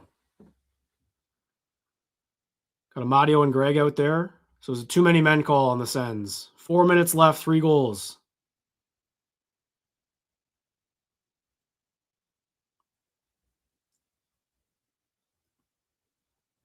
Zub can't get it out. Sanderson knocks it down. He's got a chance here. Go for the net. Oh, he just missed it. He just missed it. Wow, that would have been the hat trick for Sanderson. A lot of time, though, here for the Bolts. Bjorkstrand comes in. Sanderson's got no stick.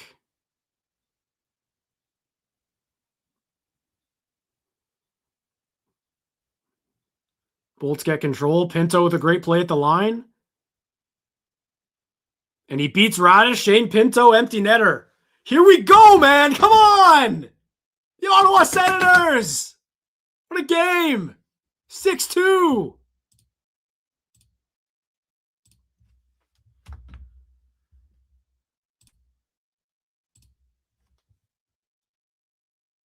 This team.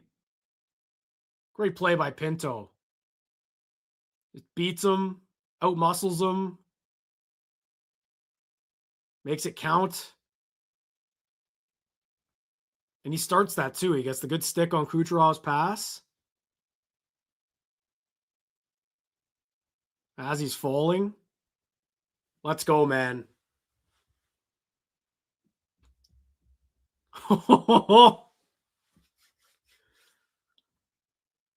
Still on the PK. Short-handed empty netter. Timmy knocks it down.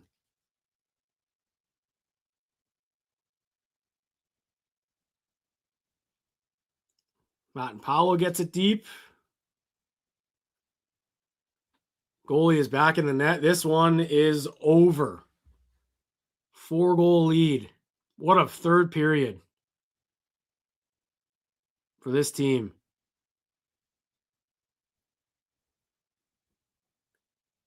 I felt it. I felt it in them. And look, like the Bolts hit 2 posts in the early third. Like they got some bounces. The Gensel play when it was 1-1, like that could be a different game if he scores on that faceoff. But they survive, get the bounces. Ullmark makes some saves.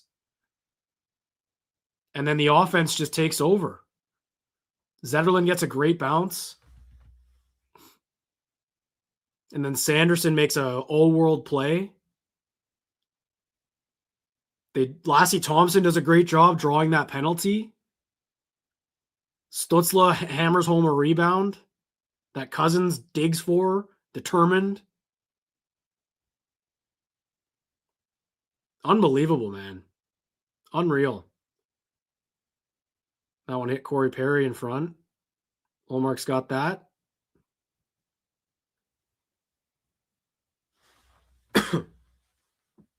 Kind of sprawling out to make that save.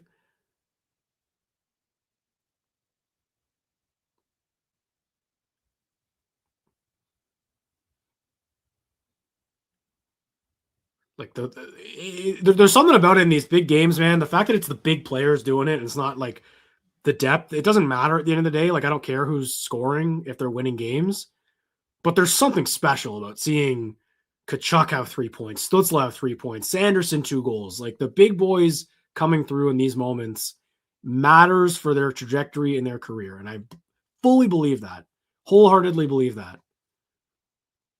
Especially with how they've committed to the defensive game under Travis Green in the last few years, like last season and this year, to get that offense going. It's special. Really special stuff. Got 2 minutes left in this one. Just got to nurse this one home. Tampa's still pushing a little bit here. Ullmark makes a save. Wonder if this one will get a little bit chippy. It was chippy, a chippy game. Minute 40. Stay tuned for the postcast. We'll have that for you after here. And we'll be live again on Thursday, man, for another big game.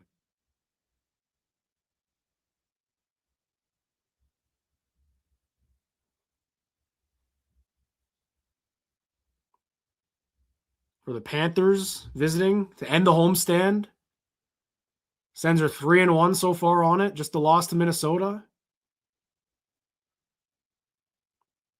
Just an excellent hockey game. I know Tampa played last night. Don't get me wrong. But everyone plays back-to-backs. The Sens have had some tough ones, and they did it on Sunday. They grinded through. Under a minute to go here. Good stick by Amadio. And the CTC faithful will take him home. What a hell of a third period. 5 goals for the Ottawa Senators. 6-2. Zetterlund picks it off. Oh, he got it started. Fogle behind the net. They want more. Send these guys into a frenzy at the CTC.